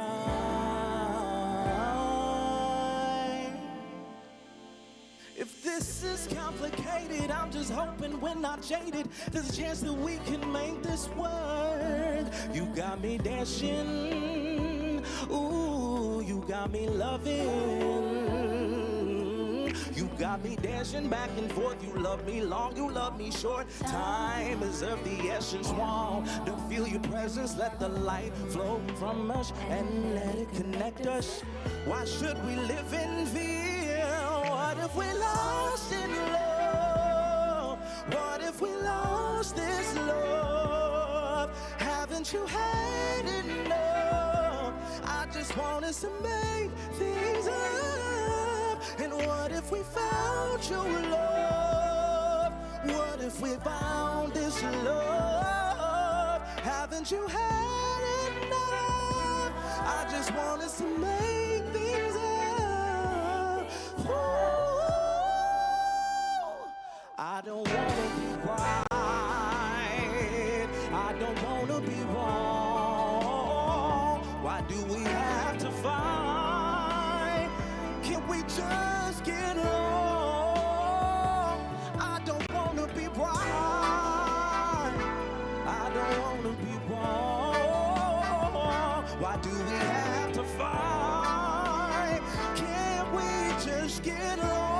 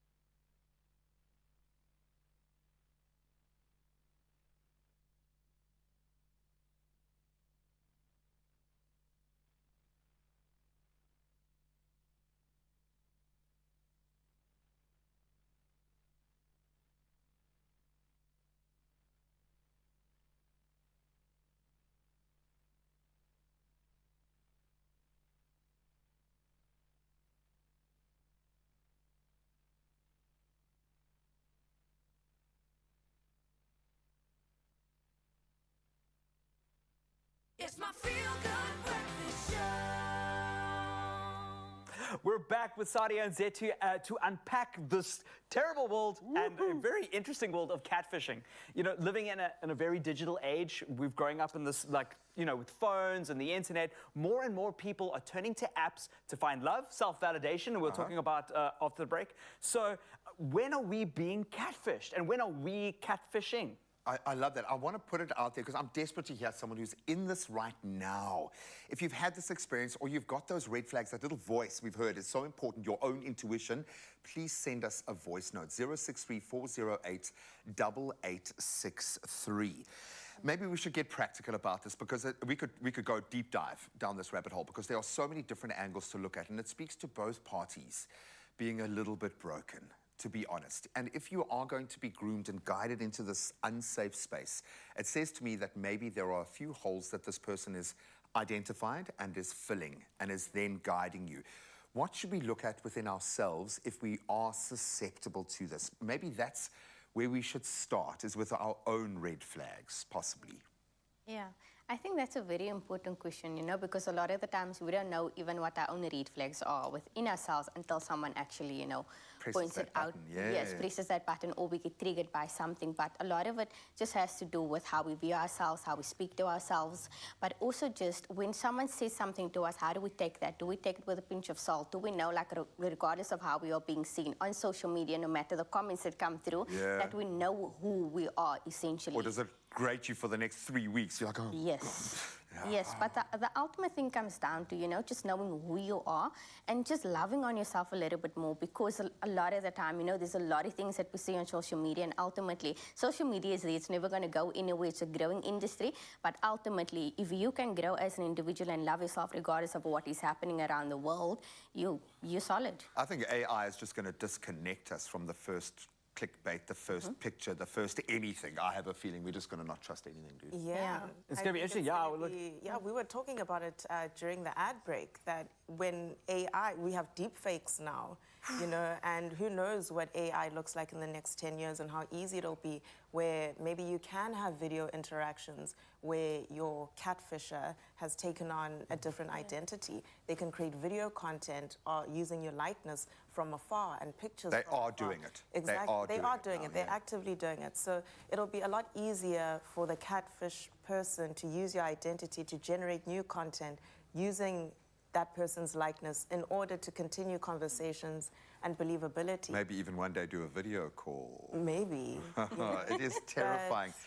I mean, you can maybe weigh in this as well, because I've received a lot of my digital education through you, but I think you all look at this from very pertinent angles here. How do I protect my kids?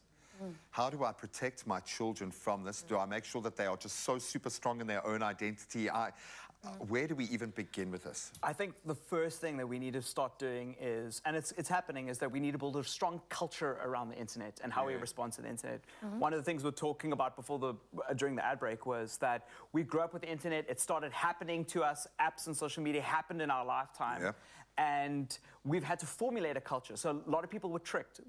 All these new technologies take a lot of people by surprise. They're not interested in technology. They don't want to learn new things. And the problem is when you stay ignorant with, everyone goes, I don't know about that. You become a victim to the schemes that technology has. Educating yourself is important. And our kids are growing up understanding the internet, forming friendships online, forming these pen pals, and teaching our kids how to form a culture around that and how to treat other people online as real people is super important. I mean, we're all going to be living digitally in that space as well, which is, it begs the question, do control measures need to be put in place? Is it up to the social media platforms? Is it up to, or do we just need to shore ourselves up? I think as a parent, the same kind of education needs to now enter the dialogue, the same way that you teach children stranger danger, respect for people, what to look out for when they're walking home by themselves or have to go to school by themselves. It's that same level of education, because that is happening to young kids. Young kids are being catfished by grown men who pretend to be, young boys. And that is a form of catfishing, grooming, because it works the other way. That side of it is completely dark. But it's so important for them to understand that, the world has its dynamics, but the internet also has its dynamics and its complexities. So I think there will never be the measures placed on the World Wide Web to prevent this from happening. It would negate what the web is. What Grant was saying is that rather than we experienced it happening to us, we can empower our children to be able to preempt the situation. And it's true. If you look on content that's being put out on YouTube, pretending to be an animation that it isn't. It's happening on every layer of life. It says you need to become the gateway. Your child needs to be their own gatekeeper. They need to be empowered to see those red flags, but also within themselves, to know how they're going to get triggered, what personality type they are, and how to get the most out of that, and where they might be in danger. It starts with an education. Time to get back online. Maybe there's an app for that, Grant. Maybe.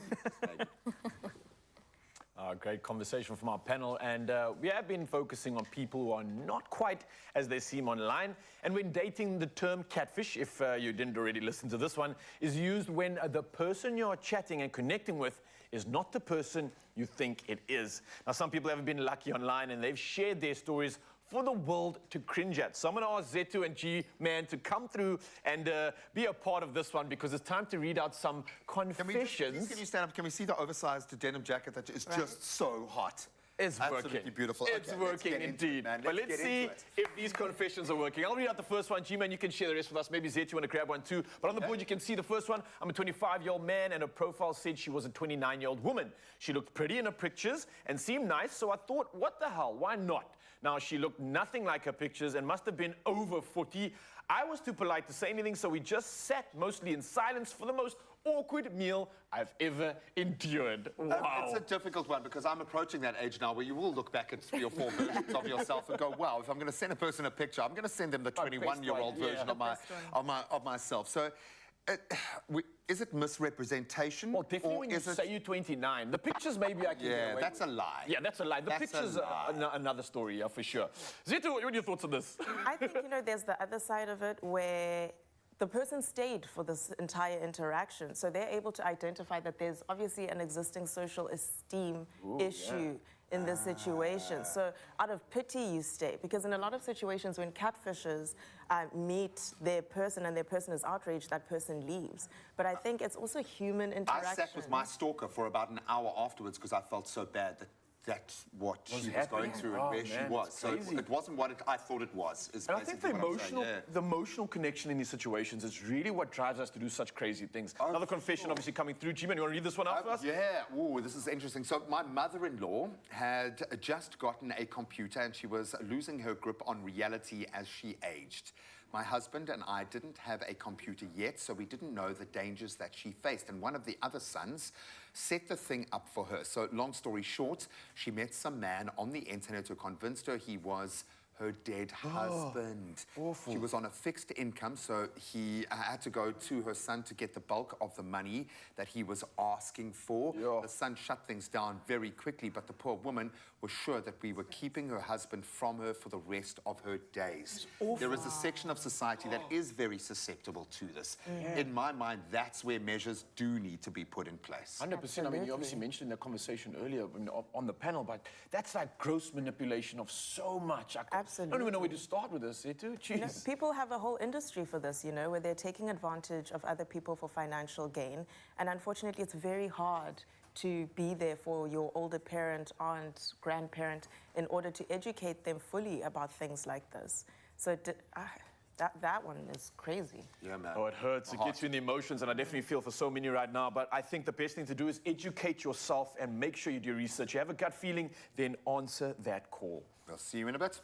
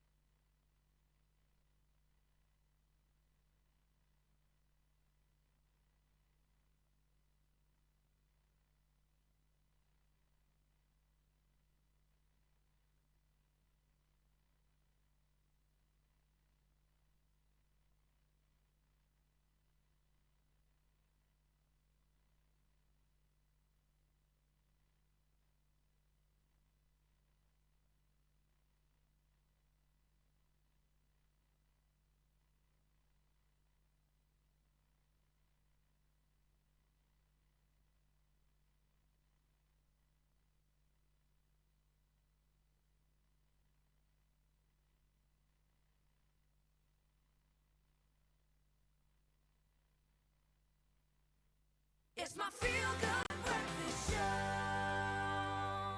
What an incredible show we've been having so far. It's just been mind-blowing. And we're learning so much about all these fake professionals and these digital tricksters that are online and how they're going to affect our lives. They're making headlines over the past couple of weeks, and we've got specialist wellness counselor Blythe Brigg, and she joins us here to explore the minds of fake professionals and try to understand their deceptive behavior and why they do what they do. So welcome to the show. How you Thank you doing? very much. I'm well, thanks, and yourself. Yeah, we're good. We're learning a lot. I'm getting so shocked by these crazy stories that I'm hearing. I want to dive into the sort of traits and characteristics of these individuals. What do they possess that allows them to be so sort of persistent in this deceptive behavior that they are able to execute with such precision? What do they actually possess inside of them that makes them able to do this?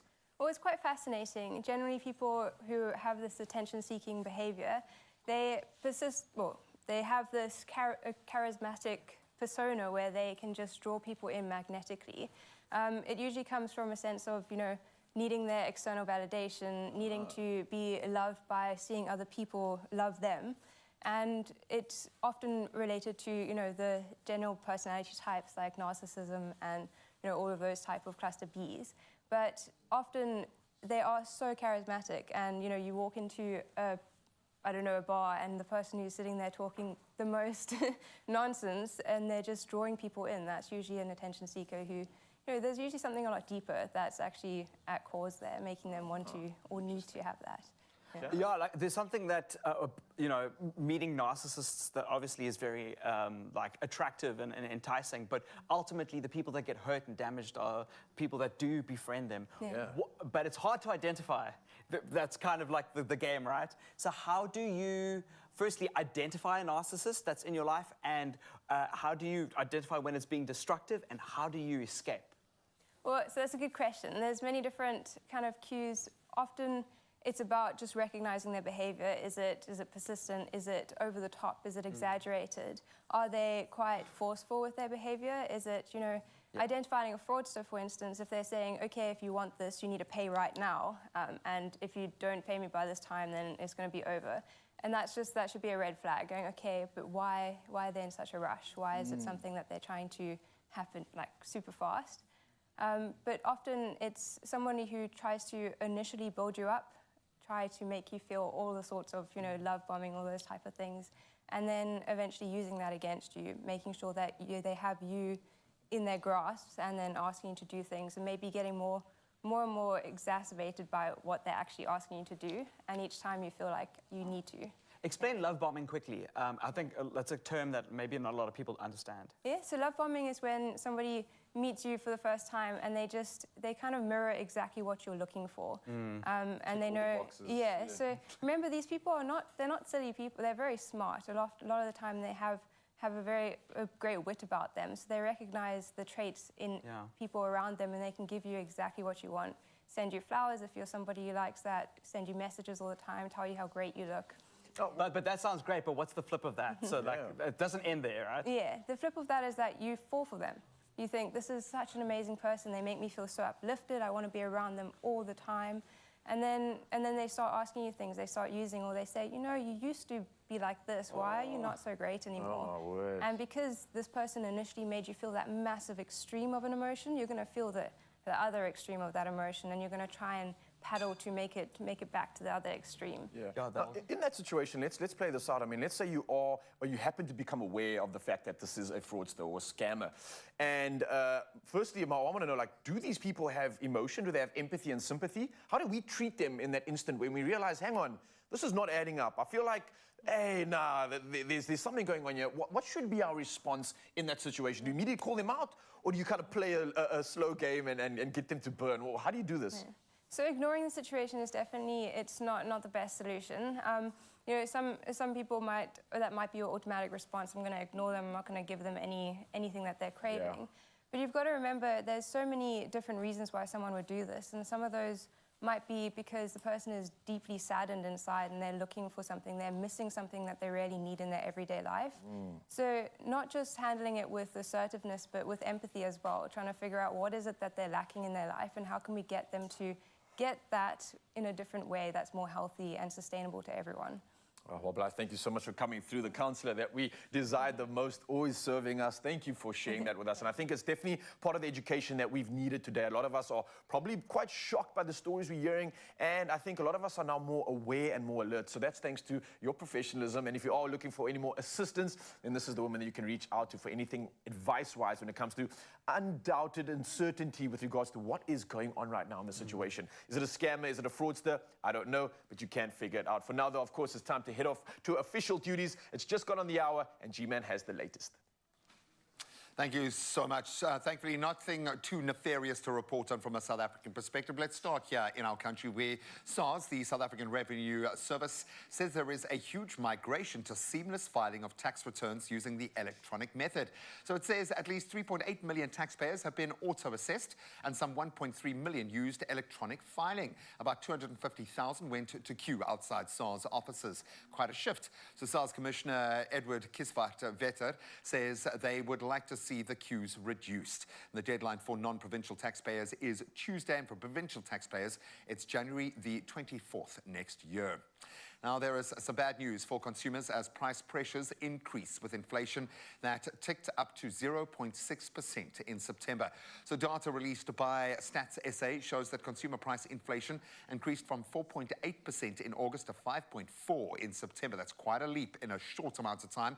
The main contributors were transport, food and non-alcoholic beverages, as well as miscellaneous goods and services. An economist, Annabelle Bishop, says major increases in the petrol price also played a major role in the increase of inflation. Of course, that factors across the board in pricing, and poultry-related products obviously saw an increase due to producers having to cull birds because of avian flu, and a drama we are still involved in right now. Now we head further afield on the international news front with almost all of the votes counted in Liberia's election. President George Weah and his main rival Joseph Boakai are still neck and neck, meaning they're set for a runoff, it seems. So Weah currently has 43.8% of the vote and Boakai 43.5% of the vote. It is close, and a candidate needs more than 50% to be declared the outright winner. So the October 10th election was Liberia's closest presidential race since a civil war ended 2 decades ago. And the Election Commission released the latest results after votes had been counted in more than 98% of the polling stations. Now we move to one of the most contentious pieces of earth on the planet right now. And Israel says it will not thwart the delivery of food, water and medicine from Egypt for civilians in Gaza as long as this aid doesn't reach Hamas. So this was announced by US President Joe Biden after visiting Israel. Earlier, Biden backed Israel's denial of involvement in an explosion at a hospital in Gaza, saying it was supported by data he had seen from his own US Defense Department. Hamas immediately blamed Israel, but the latter then blamed a misfired jihadist rocket. And several Arab countries also blamed Israel, and have some of their leaders have indeed gone as far as cancelling meetings with Biden. Now let's bring it back home to shed some light on just how amazing South Africans actually are. In recent years, South Africans have come up trumps in exhibiting resilience, tenacity and entrepreneurial spirit. It's who we've had to be. Well, 18-year-old Mpho Modal from Ngwanani Yamapoli near Thohoyandou in Limpopo is a prime example. Passion for physical fitness and the desire to keep young people on the straight and narrow has prompted this incredible young matric learner to open a makeshift gym that looks amazing. He made it completely himself out of recycled materials, and it attracts young people from far and wide. I'm sure some older people as well now. And Modal says his aim is to encourage other young folks not to focus on destructive activities, but to join him and leave that other life which doesn't give them a future. We love that notion, and he's received a very high praise in many quarters for his noble efforts and his entrepreneurship. We too wish him the very best and cannot wait to see the gym brand that he releases when he gets to that point. Well done, young man. That's where we leave our news. Let's get into the sport.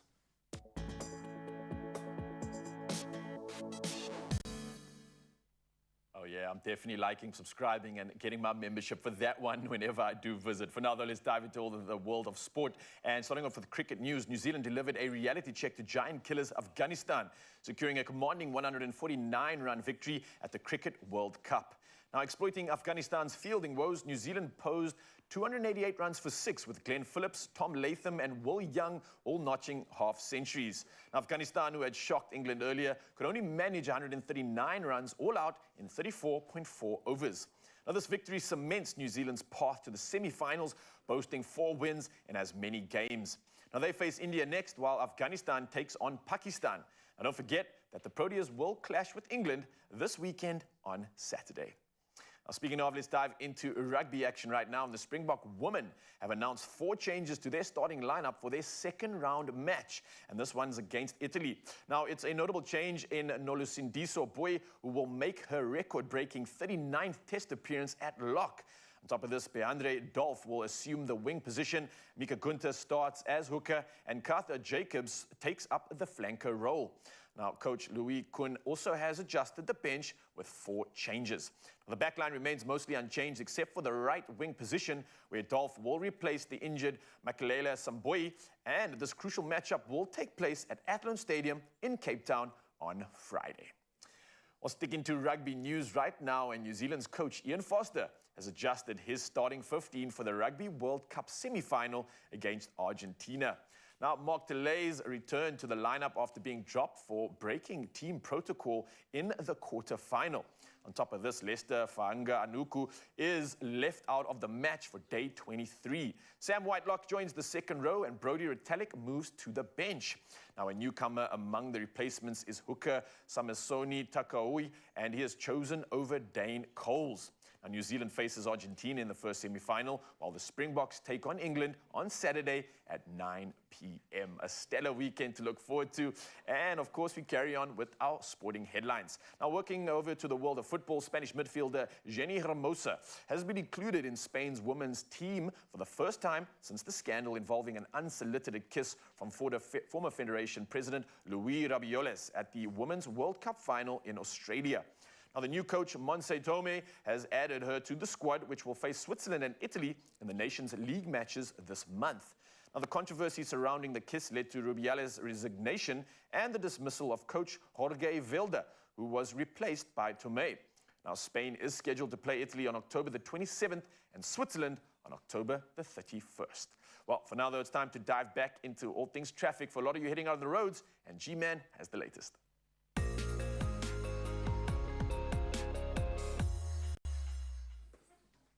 Thank you so much, Raul. Let's get you to work safely and start in Somerset West and Cape Town, where there is protesting at Solari's Pass Village. And the ramp has been closed. As a result, please avoid this area. Stay safe. Choose another route. It's the bottom line there. Then moving up north to Brakpan in Johannesburg, there was a stationary taxi on the N12 westbound.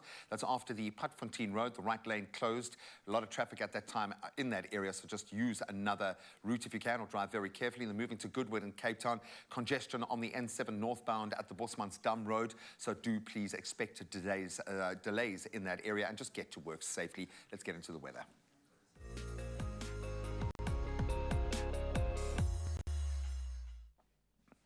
It's that time of the year. Please take note of the South African Weather Service warning. So it's a warning of extremely high fire danger conditions expected over the Hunter municipality in the Northern Cape today. Meanwhile, the Northern Cape government says it has donated bales of alfalfa to livestock farmers affected by last month's devastating fires in the area. The Provincial Department of Agriculture, Environmental Affairs and Rural Development says 168 bales of alfalfa, each weighing some 280 kilograms, have now been made available from the fodder bank. Assistance has already been provided to farmers in Daniel Scale, Kuraman and Ulko areas. And aid to farmers elsewhere in the province has yet to be approved, but I think hopefully the community rallying around them. Now, of course, we've got a brand new day, one step towards the weekend, and a big weekend at that. Let's see what the temperatures today have in store for us in your neck of the woods.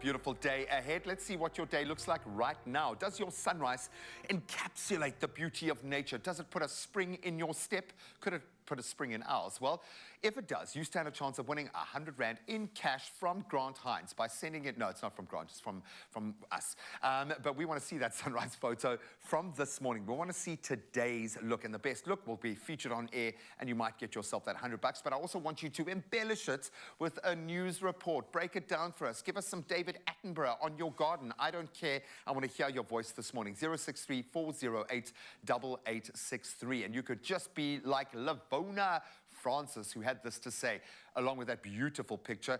On my morning walk in Camps Bay, the sun is shining over Lion's Head. My life is amazing. No, that's not what she said, but your life does look amazing. So congratulations. $100 on its way to you. Listen, I don't know what Graham's talking about. Like, I'm made of money. It's like, I've got paper in my pockets here.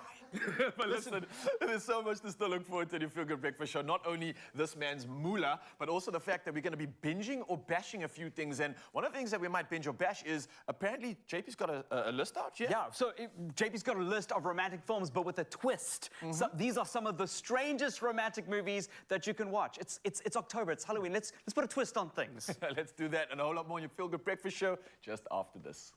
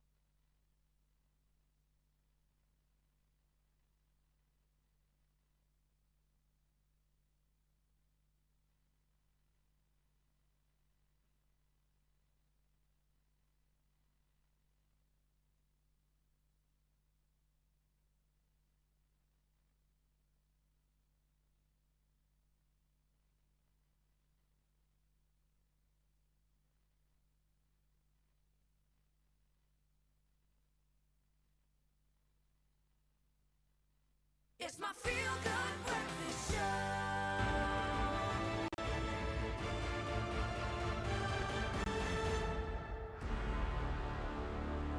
Oh, yes, the man of the hour. He is back once again, ready to serve us and give us the latest when it comes to the world of films. And earlier, obviously, we were talking about Catfish. This is a list that JP's put together for some of the weirdest romances that we can see that has been released in the cinemas or anywhere in the world. And, I know you can bring the weird, bro. Gonna do it. Oh, thank you.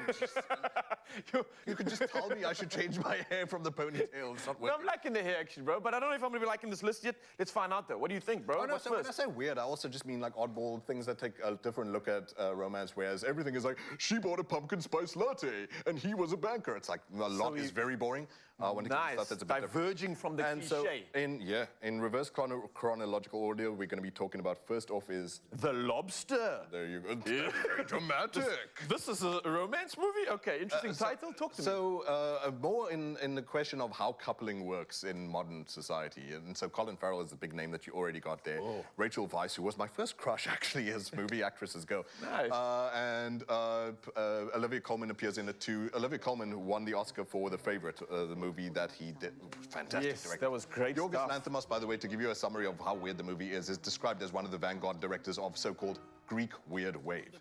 And so I was just telling cameraman Pete now that it feels very similar to Monty Python in terms of its like strange heightened reality. It's super normality. And so to give you a long story short about the world that we're looking at here, Colin Farrell just has his wife divorce him because she's been cheating this whole time. She finds better coupling, but in this world that feels very much like 2023. Okay. Anyway, Okay. he's whisked off to a retreat where single people are not allowed to exist in society. And in this hotel, you have 45 days to couple up and fall in love with someone else, or you get turned into an animal of your choice, and he chooses a lobster.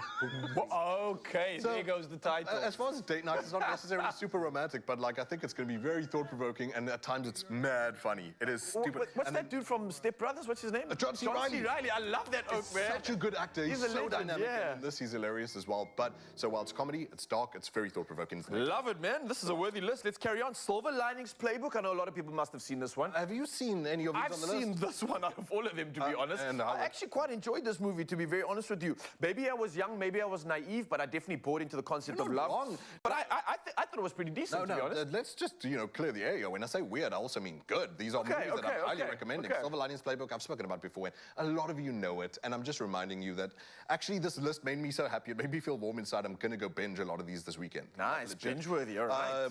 So Bradley Cooper and Jennifer Lawrence, who won the Oscar for this, because, man, she was good. Holy heck, she was good. And Silver Linings Playbook is interesting because as opposed to these, very convenient, hey, I'm just the ditzy girl in the city trying to find the, the yuppie guy kind of thing, it starts with very messy people. People who are struggling with their own mental illnesses and their own breakdowns that they had. So Bradley Cooper just recently found his wife cheating on him, and he has a mental breakdown. And Jennifer Lawrence has her own breakdown for her own reasons. Yeah. And they're two broken people who feel like, I don't need fixing. But she's almost more honest about it, and I think that this is a really good, honest conversation for people to have. Something that we all should be having. Yeah, we're all a bit messed up at some level, and maybe we need to lean on each other and, enjoy the dance, which is a paired teamwork sort of thing. Silver Linings Playbook is all very much about leaning on one another. I love that. Anything that promotes conversation, I think we are all here for this. We carry on the list right now. We've got Eternal Sunshine of the Spotless Mind, released in 2004. This is almost 20 years ago. I, the idiot who took an ex to see this after we broke up. Dude, this is heavy. Michel Gondry is such a wonderful director. I can't believe he doesn't make enough movies. Maybe he's too lazy or something. But Jim Carrey, Joel Barish, every guy thought that he was exactly like Joel when this came out. And so there's this crazy corporation called Lacuna Inc., which is where broken-hearted people can go and say, I just broke up with her. I want you to delete every memory from my brain. Of this person, so that I can live in bliss of not knowing. Ignorance is bliss. It's better to have loved and lost than never to have loved at all. That's a weird type of honesty, actually, to be honest. And so then you have almost this Inception type situation, and it's brilliantly made, almost better than a lot of Christopher Nolan's films in a way, because it's so low budget, but he does such clever things with low budget. That he finds this projection of Kate Winslet, who is this partner he's trying to forget, in his brain. And then as he's going through this journey, he starts to realize, I don't want to delete this person anymore. Please make the process stop. But he's sleeping through the whole thing. So this character that he makes of his ex-girlfriend, he's trying to save her. In the real world, he finds out that she was also trying to delete him. Do they actually... are we doomed? Are we fated? Are we, soulmates to meet each other even if we delete each other? You'll find out when you watch Eternal Sunshine. Such heartwarming stuff. Man, you've got me hooked on that. I definitely want to find out the intel. Thank you so much. Let's go through the next two quite quickly if we can.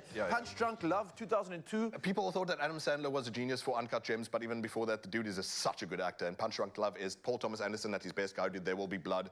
And what an incredible movie, again, about people needing to be honest that we're all messy creatures. And dude having a bit of a freak out as it is there. Very socially awkward and struggles with loneliness the way a lot of us do. And through the fight is not convenient. The fight is never like neatly packed, sort of like convenient shopping aisle or something like that. But the fight to find romance, to find happiness, Punch Drunk Love is very much about that. The difficulty of that fight and the honesty we need to have about that romance is not convenient. It's not prepackaged for us. And it can be as difficult. Something we can all resonate with. And tender Brother, at the same thank time. you so much for coming through. I know you had Amelia or Millie on the list there. We don't have Amelie. Not too much time to run through that, but any sort of quick synapses that you can share? Definitely you'd rather go watch Amelie than Cat Person. Cat Person would have taken a lot of inspiration from Amelie. Maybe watch that too if you like, but Amelie was the genesis of that style.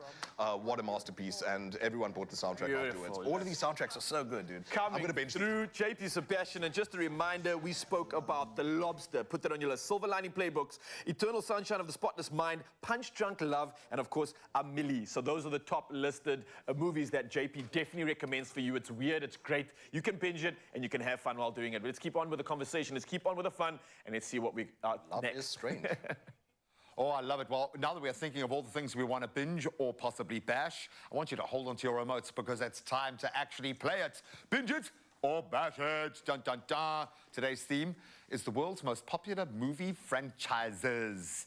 But are they popular with our panel? They're pretty woke, they're awesome, they're ready to be honest. I know that's what I'm going to get from these two gents. Is absolute honesty. I was hoping to get the love antenna for just a little bit, Brie, but you didn't bless us. Bring it out. Let it shine, buddy. How nice is this couch? It is nice. It's You're looking lekker, very hey? comfortable in this thing. I know. I was like, I could binge everything You can in binge this this, couch. buddy. This isn't your house. This is our house, okay? Okay? Buddy, no, I love the fact that you're comfortable there. I want you to... You could sleep on this couch if you want. Hey, if you're a guest on the show, if you've ever been a guest on the show, you know, now it's time. You'll get it, and it's nice and fresh as well. So we've got some great movie franchises here that might or might not tickle your fancy, but I want absolute honesty, and I might ask for a reason or two. I'm always interested to hear his thing. I think you and I are quite similar in our movie kind of this.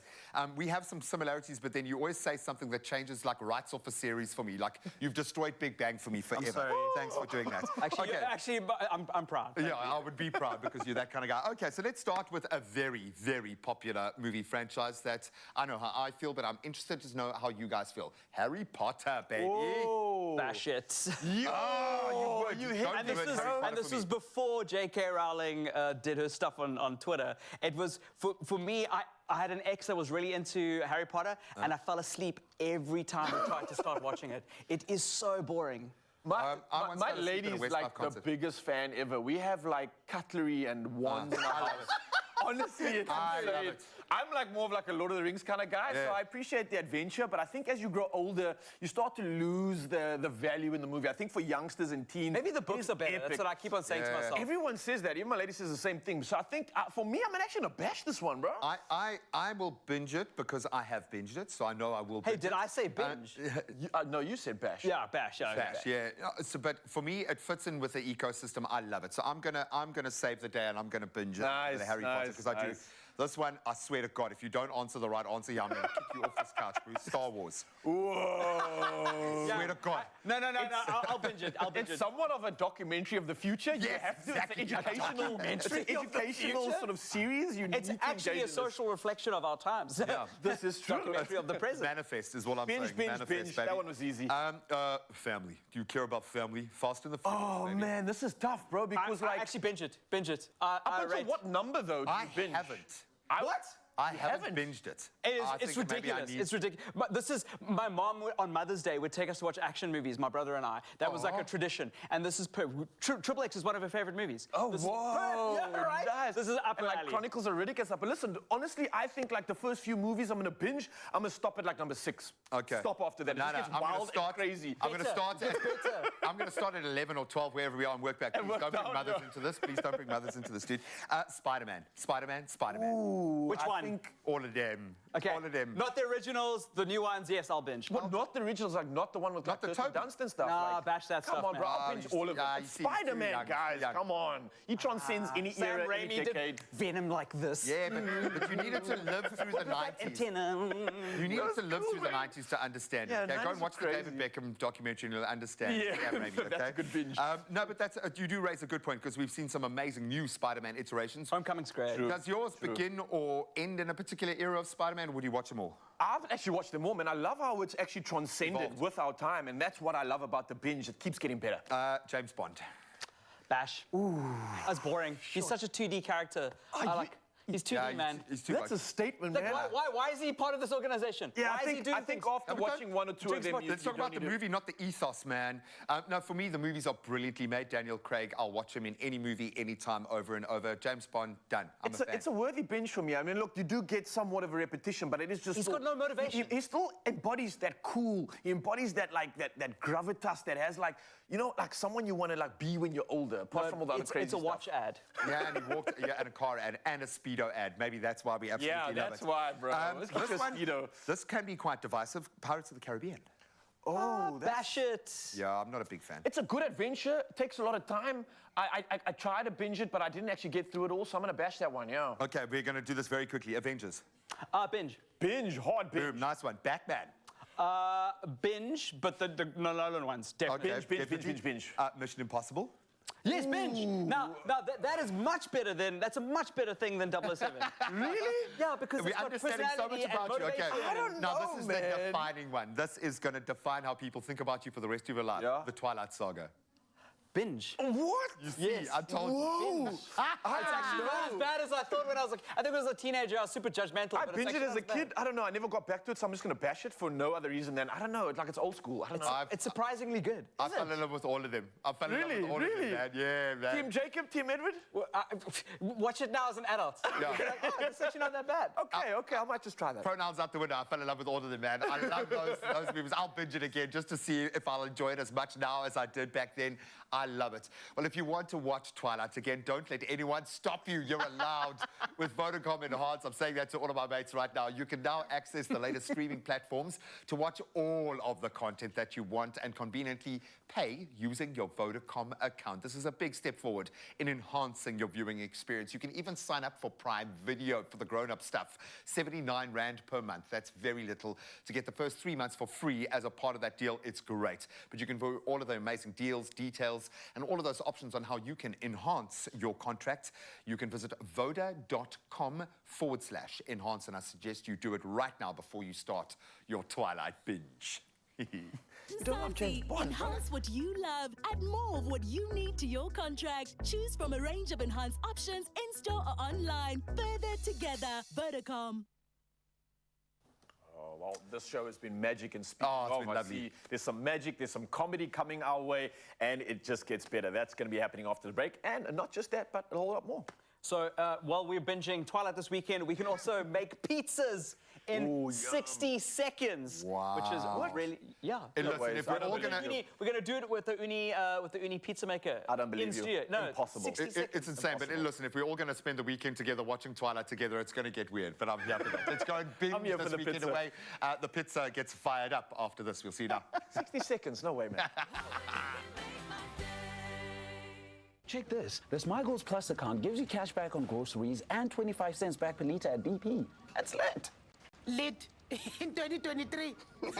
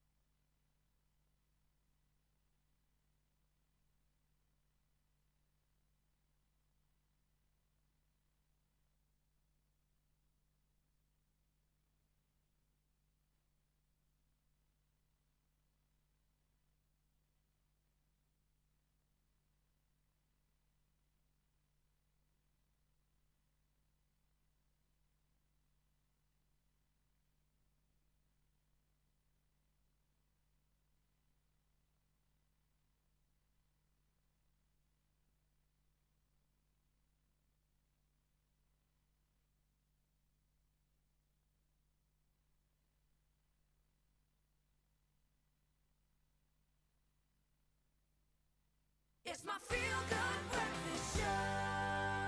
Oh, yes, Mzansi, welcome back. It's your feel-good breakfast show, a world of magic that we live in. And let's talk about this. We use the term magic so loosely. It felt so magical.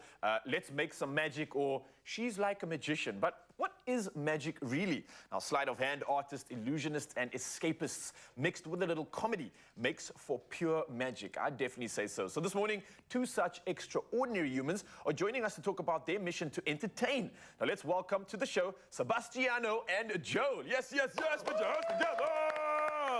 Oh, when you said magic, you already had me. Listen, guys, I want to talk to you first. Sebastiano, what inspired you to even get into magic in the first place, man?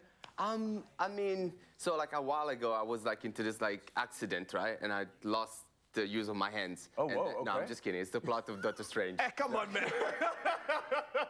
Okay, I'm glad you got your hands. I'm glad you're good, yeah? No, I make this joke because it's not really that emotional story. It's just kind of like I started learning a little bit of sleight of hand, a little bit of card tricks, and then it's just like, it's like a drug. You have to keep on like learning new stuff, and then you start performing, and that's it. Once you start performing, you can't stop. It's Because that's just the like- hook. I mean, it's one thing doing magic, but it's another thing making a career out of that. Like, what was that turning point for you? It just kind of happened very randomly when suddenly a friend of ours actually hired me to do a magic show. And it was the first time I got paid to do magic, and I was like, oh, wait, you get paid? This is amazing. That's amazing, yeah. I love that. What's the hardest trick you've ever performed, bro? It's funny you mentioned that because a couple weeks ago it was the South African Magic National Championship. Like a competition? Yeah, like a competition. Oh, okay. Which I got second place, by the way, so. Whoa, dude, congratulations, man. Nicely done. What did you do? So that was a very, very hard trick because it was kind of like a mentalism type of thing. I pretended to connect a person to a doll. So every time, this person couldn't see, Like but every voodoo time, vibes. yeah, every time I touched the doll, he would raise his hand, and there's footage of it, like it's online, and it was very, I was so afraid it wasn't gonna work, but That's it did. insane, so man. that Well was the hardest done. trick. Well Thanks. done. Now listen, Joe, you do magic of a different kind. You make people laugh. I think it's something that's so important right now, especially the world we live in. There's so much chaos, there's so much negativity, but you're coming through and putting a spin on things. Why do you think comedy is so important right now? Listen, I think comedy, one thing that I have noticed about South Africa is that South Africans have an amazing sense of humor. Yeah, we can laugh at anything. Really. I mean, you see the memes that come out every time there's like a catastrophe or crisis. South Africans have definitely a best sense of humor. And comedy is quite important, I think, as a stress reliever, you know, because we live in such chaotic lives right now, social media, you know, load shedding affecting our lives so much. And I think it's quite important that comedians come out and just try and make people laugh, share the laughter, as I always say, and yeah, just put a smile on people's faces when they're having a stressful time. Oh, let me tell you, South Africans going through the most, so we definitely are always here for the comedy and being able to turn any situation into a smile. So, guys, you've got an incredible event. You're down in Cape Town, obviously, not just to have an interview, but there's an awesome event happening where people can get a taste of this magic. What's happening? Plug us in, and how do we get involved in it? Okay. Do you want to say it? No, it's your show. Okay. So it's actually happening tomorrow night. There's like a restaurant called El Greyo. It's in Woodstock, and we're gonna do. It's mostly a comedy show, but I'll be hosting, so I would like to do some magic just to kind of warm up the crowd. And then we do have a magician who's gonna headline at the end of the show. So it's a bit of a mix of comedy and magic, and it's gonna be tomorrow night, El Greyo. How do we get tickets? Woodstock. You can go on my Instagram account, Sebastiano.ola, or you can check at Greyo Comedy Night on Tixa. All right, definitely. And I think it's also available on Quicket as well. So we'll put up those details again. We are going to be going through a demo, I believe. So you're going to be sharing some of this magic with us on the show. But gents, thank you so much for coming through. I think this is something that we all appreciate. We all absolutely love. So your talents are so, so welcome in this country. Welcome to Cape Town. Welcome to South Africa. But for now, though, Mzansi, don't go anywhere because, Sebastian is going to be doing something amazing. He's got an incredible magic trick up his sleeve. He's rolled up his sleeve, so it's going to be even more difficult. And you definitely want to stick around for this one. It's going to be good. We're back on our beautiful little stage to get another beautiful performance from an incredible performer. He does absolutely everything. Monga K is a movement in himself. Yes, we know he's an amazing singer, songwriter. He is an activist, judging by the way that he uses this incredible voice, and he is just a gem of a human being. Hello, my friend. I love to see you in your happy place, which is performing, but it's difficult to put you in a lane, my friend, and with good reason. For all the right reasons. You've got a voice, a very powerful voice, and you use it. Is this something that you layer through your music? There's obviously a powerful emotional thread in everything that you perform. I think that seems to come out when you perform. But is there a reason? Do you feel like a purpose-driven artist, or are you just a purpose-driven person? How does it find its way into the music? It's both. It's both. I spent a large part of my life muting myself and allowing folks to, dismiss me and my feelings. And as I got older, I just realized that, the truth is a joy to listen to. And so I'd love to be a part of that movement and just be as me as I can, the best me that I can be. Professionally yourself. Period. Yeah, 100%. And that's, unfortunately, for the old guard, and very fortunately for the new. That's the world that we exist in. I think it's going to become impossible to start classifying people by their profession anymore. Never and praise the Lord that we have arrived at this point. I've got to ask, though, was there a person, was there an artist, a moment that brought you to this point of strength? And it's not to say that you don't feel weak or you don't feel vulnerable. That's often when we're at our strongest, I think. Yeah. But was there a moment? Was this something you've had to foster within yourself? Yeah, I remember being 6 or 7 years old watching a performance of Prince at, I think, the Montreux Jazz Festival, and I was like, he was dressing so, you know, androgynous and performing with such freedom, and I was like, I want to be like that when I grow up, when I want to be an artist. And that is, you know, an inspiration to me for everything. You're not alone in that respect, bro. I think 99.9% of the artists out there have had that kind of moment when they've seen Prince perform because he owns it. Exactly. He absolutely owns Unapologetically. that space. Give us a bit of context. The song that you're about to perform now, what birthed this? So Ritual is a song about self-love that I co-wrote with one of my best friends, Sio, who's an incredible artist that everybody should listen to. And we just hopped into the studio just writing a song about owning ourselves and owning our power. And that's what it is. It's attributed to everyone that wants to be who they are, and whether you're categorized or boxed in, you know, say no to all that. Just be you. Yeah, you don't need to label yourself, okay? The rest of the world will do that quite happily. Exactly. If you're looking for a totem to get behind, make yourself the totem. I absolutely love it, and I love you guys. Thank you so much for being here. Ladies and gentlemen, we've got something very special for you right now. Hopefully this inspires that same feeling within you. Ladies and gentlemen, it's Monga K performing Ritual from his brand new album, Garden. Take it away.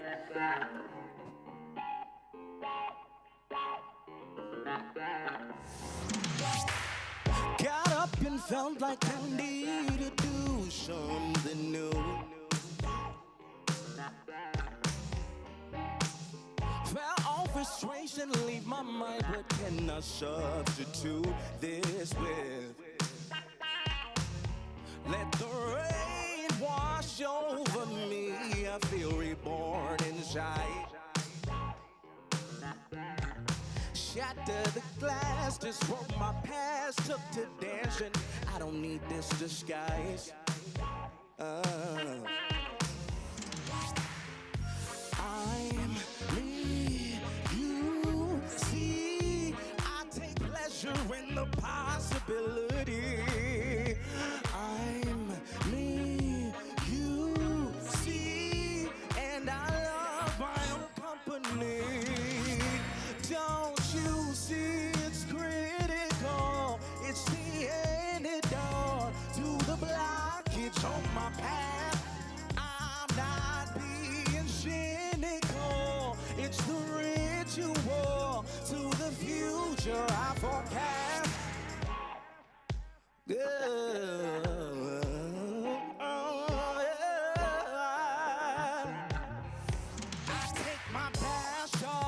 I like my incense, put on a playlist, soak it up, let the healing commence.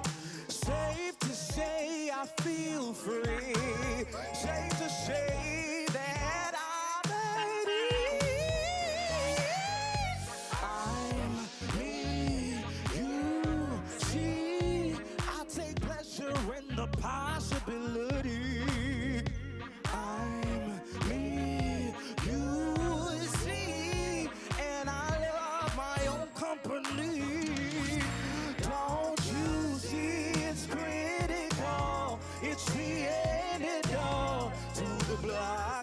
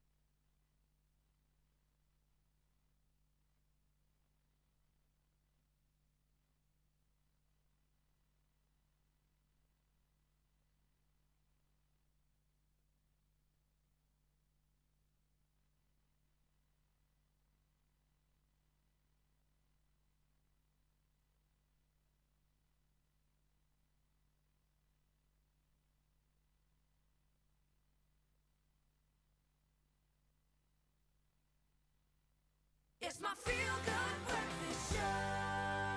Yes, Mzansi, welcome back to the magic. It's your Feel Good Breakfast show right here on S3, and it only is really magic if you see it happen, right? So we're going to do just that. We've got Sebastiano Ola right here alongside Joe, the comedian, and they are from the Magic Company to show us exactly why he is so magical. Also, in light of that incredible event happening tomorrow night, you can get those tickets at Quicket. It is, what's the venue's name? It's called El Greo. El Greo, yes, that's the one. It's out in Woodstock, 80 Rand for those tickets at Quicket. But here's a reason for you to get even more involved. It's live on national TV, and Sebastiano is bringing us a magic trick. Yes, so as a magician, unfortunately, it's required me of doing a card trick. I cannot. Standard, I just have to do a card trick, but we'll try something. Okay. I have a deck of cards over here. Is that also like a magician thing you have to know? That's gonna be easy. So, just want to show it to you really quickly. It's just a regular deck of cards, right? Not in any particular order. I don't trust you magicians here. Let me just make sure. Yeah, checks That out. is duplicate. No, okay. No, checks out. You're good, okay. Okay. So, standard deck of cards, what I want to try to do now with you is that I need this kind of order of the card to be like random, and not just like any random. Like, I need you to make certain choices that are unique to you. Whoa, okay. Because I want to get to a certain point in this trick. So I'm going to ask you, simple, to cut the deck, just to begin. Cut the deck, okay. Let's cut that. There we go. So wait, leave it like this. Now, are you happy with 2 piles? Or do you want to maybe like cut another pile? Like we can 3 times the charm. Yeah, can we make another pile? Okay, let's make another pile. So can I cut this one or this one? Doesn't matter? Up to you, doesn't matter. You sure? Yeah, doesn't matter. Okay. As I said, I want it to be... Here we go.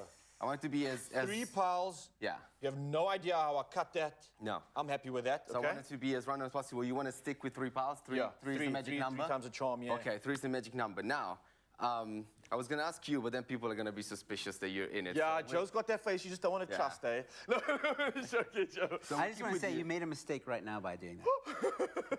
We keep it with you, okay. I want you to pick one of these piles. Yeah? Free choice, just choose one. Pick a pile. Yeah, pick a pile. Okay, let's go with this one in the middle. Okay, so we start with this one, Yeah, okay? one in the middle. All right, so this is pile number 1, because I'm trying to randomize this as much as possible. And I'm watching you because I don't trust you magicians. Yeah, I'm on to you, bro. Okay, I'm look paying at my close hands. attention. Okay. I want you to pick another pile. Another pile, okay? That one. Yes. Happy with that? Okay, so this one goes there. Okay, I feel confident now. Do you want me to finish with this pile, or do you want to maybe eliminate this pile? Like, we just completely... Like, not use it Yeah, in not use it, like, gone. Let's take it out, Joe. We'll take it out. Let's take it out, So okay. this one, Joe. Let's take it out. And this one. So this is the pile we end up with. Yeah. Right? And you felt like this was kind of random choice. Yeah, I'm like, what is going on? We're just randomly cutting cards. You have no idea what's going on. There's no trick here. I can tell you that much. Okay, so right now, do you have a phone with you? Yeah, I do. Can you do? Because if I use my phone, people are gonna think it's a special magician app Sure, or something. sure, so sure, you have sure. a phone. Yep. Can you go to my Instagram account? Okay, Sebastiano. Which is great for marketing. Hola. Okay, if you don't already, you need to follow this man, Sebastiano. Okay, I've got you over here. Okay. Yep. So it's not even a business account. This is my personal account. You can confirm if you scroll through the picture. Is my personal sure account. I should scroll through this? Oh yeah, okay, nice. Very my personal Oh, some account. nature boy picture as well. I like this. Look at my kind of magician, all right? This is a normal profile, nothing crazy going on here. I want you to choose a picture that you like. Oh, I already seen it. It's this one over here, man. That one. Oh, yeah. it's like great. Oh, it's Underwater meditation, Yeah. the ultimate source of nonsense. I love it. Yes, Okay. that's it. Do you want to change your mind, or this is the picture you like? No, don't get in my head now. I'm sticking to this one. Okay. Do you mind like reading the whole description? Just Okay, so it says underwater meditation, the ultimate source of nonsense. Then he's got a hashtag meditation, hashtag underwater, under the sea, underwater photography, and then a hashtag for Queen of Clubs? I don't know if you guys can see that on the screen right now, but there's a hashtag 4Q and then the symbol for clubs, right? That's a weird hashtag to put, right? And when did I post this picture? This was on the 18th of August, and So you in didn't know I was going to choose this. So yeah, in the 18th of August, I posted this picture, and I wrote, what is it again? 4Q and then the So kind of clubs. 4 Queen of Clubs, right? And now we Queen have of this Clubs. pile that you end up, all 3 choices. Yes. Is it possible that if we now count 4 cards, No, it's impossible. it's either, I'm not believing this, bro. if this doesn't happen, it's comedy, by the way. What are you telling me? You're going to choose 4 cards? We just, so we'll go like 1, 2, 3. So not this one, not this one. This is card number 4. Yeah. And what does it say there, which I predicted back when? In the 18th of August, you put a hashtag with 4 Queen of Hearts. I mean, of clubs. You gave me a heart attack. No, it's definitely clubs here. Definitely clubs. I think we've got this on the screen as well. Sorry, I'm just like, there's no way. Do you actually want to turn it over? I don't believe this. No ways. Okay, let me open up to the camera in 3, 2, 1.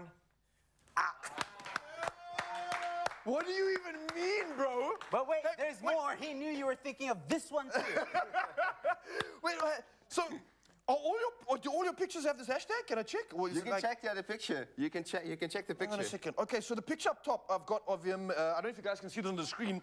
18th of August, there's also another one. I see the end of the hashtag, it has a 2 of spades. Is that number hashtag 5 and then a hashtag 2 of spades? Let's try. Shall we try? No! Let's go. No! So 1, No! 2, 3, 4. What is it? 5? 5, yeah. 5, 2 of spades. 5 is it? Joe messed me up. Yeah, that was there, but it's 5 or was it 2 of spades? What's the 2 of spades? I have so many questions. I have so many questions, bro. What? Do you just like, how many? Bro, I'm just going through this. I'll tell you what it is. What? I'll tell you what it is. It's a lot of lonely hours. This is unbelievable. I don't know how this even makes sense, Mzansi. Maybe you can come through and figure out, how does this trick even work? But right now, I'm baffled. That is magic. I can't tell you what else is going on here other than magic. I don't trust you anymore. Are you a human being? Are you a robot? Who are you, Sebastiano? I get it all the time, but it's fine. I had a lot of fun. Oh, that was absolutely incredible on live TV. That's one way to step it up and show that you are a magician. And we got the comedian standing right next to him. I wonder if he was a part of that trick or not. Maybe he was the sleight of hand. We don't know, but if you want to find out more, get involved in that show. It's happening tomorrow night. It's 80 Rand for quick tickets, and it's something that you're definitely going to enjoy. There's comedy, there's laughter, and some magic. I mean, what else can you want from a perfect evening? Guys, thank you so much. That was absolutely brilliant. Thank you. Nice, man. Thanks. Listen, if there was a picture of a pizza on one of those cards, then I would have been blown away. No, that is just crazy. I feel like we've all been handed this morning, and I love it. But I did say pizza a moment ago. I was going to ask, did someone say pizza? It was me, I know, because pizza is here. Probably one of the most popular fast foods of all time, and with good reason. And now, thanks to the Uni Coda Gas Pizza Oven, you can make your own authentic pizza in just 1 minute. Not a lie. Seconds. It's not a lie. Not a Chef lie. Clem is here to show us just exactly how to do that and how to use this beautiful, compact, convenient pizza oven that looks like it's from Star Wars, which I love. So I'm going to bring you closer to this beautiful guy and the peel over here. So it's not a paddle, it's a peel. It's called a pizza peel, yes, it is. And you peel the pizza off the base of the oven. And it's the official tool that you use to get the pizza from your surface into your beautiful uni. Okay, now I've got a recipe where we're going to put it up on the website for how to make pizza dough. I'm not going to spend time making the pizza dough today, but we've made some ahead of time. Okay, go and check out the recipe. And there's some great things. I'd go the sourdough route because I love that kind of thicker, more kind of the Napoli vibe. That's my kind of thing. A little bit of chew, a little bit of... Yeah, you know what you like. You know what you like. You can make it how you want because it's your pizza and it's your pizza oven. It's your pizza oven. So, okay, so I'm going to talk through how to make this pizza, but first, let me just get this into the oven. It really does make pizza in a minute. So, like sometimes even less than a minute. Which you need when you're cooking mussels. You don't want it in there. So the idea behind this pizza, one of the most delicious pizzas I ever had was beautiful sourdough pizza dough with a white sauce, some zucchinis, and then fresh West Coast mussels. And I was like, mussels on a pizza? But then it made sense. When it came out the oven, all the mussels open, all those beautiful juices went in the pizza. Get out of town. You had a starter first, eating your mussels first. Then you're going for the pizza. And you've got the flavor continuity of the mussels onto the pizza. Absolutely amazing. Right. Okay, so what's key here? Because you don't want to ruin the mussels, obviously. No. The mussels really don't need a lot of time to cook, hey? They don't. So the thing about these mussels is these have been frozen. We bought these frozen, and they're wholesale mussels. Normally when you buy mussels and they're fresh, always, if it's open, you give it a little squeeze. If it doesn't close, toss them. Okay. But when you're buying frozen mussels, they do naturally open. Okay. And you'll see when you cook them, they butterfly open. So let's just so that's a very important note here. If they're fresh, they must be closed, or they must close when you push them. If they have been frozen, most likely they will have opened themselves. That'll happen in the process. True story. Okay, so here's the thing. On your uni pizza peel, I've got some semolina flour, which is this flour over here. Acts like a ball bearing, so the pizza should just like kind of slide. Wow, look at you. Yes, so you've created a pizza production line here, Boyki. How many times did you fail at that before you got it right? Surprisingly, not once. But that's why. And this is my first time using it. So, okay, into the pizza oven. So I'm going to not tell you about the stats, okay? This beautiful uni pizza oven connects to gas, which is absolutely mind-blowing because you know what? I can't wait for the next round of load shedding. I'm gonna take everyone outside. Yeah. I'm gonna be making pizza because it's gas. Now, my kids will do their load shedding concert as they do. They know that they've got to put on a load shedding concert to look after the masses, and I shall feed the masses. You shall feed the masses. So then, the whole unit, okay, it comes with its little legs that you just fold in.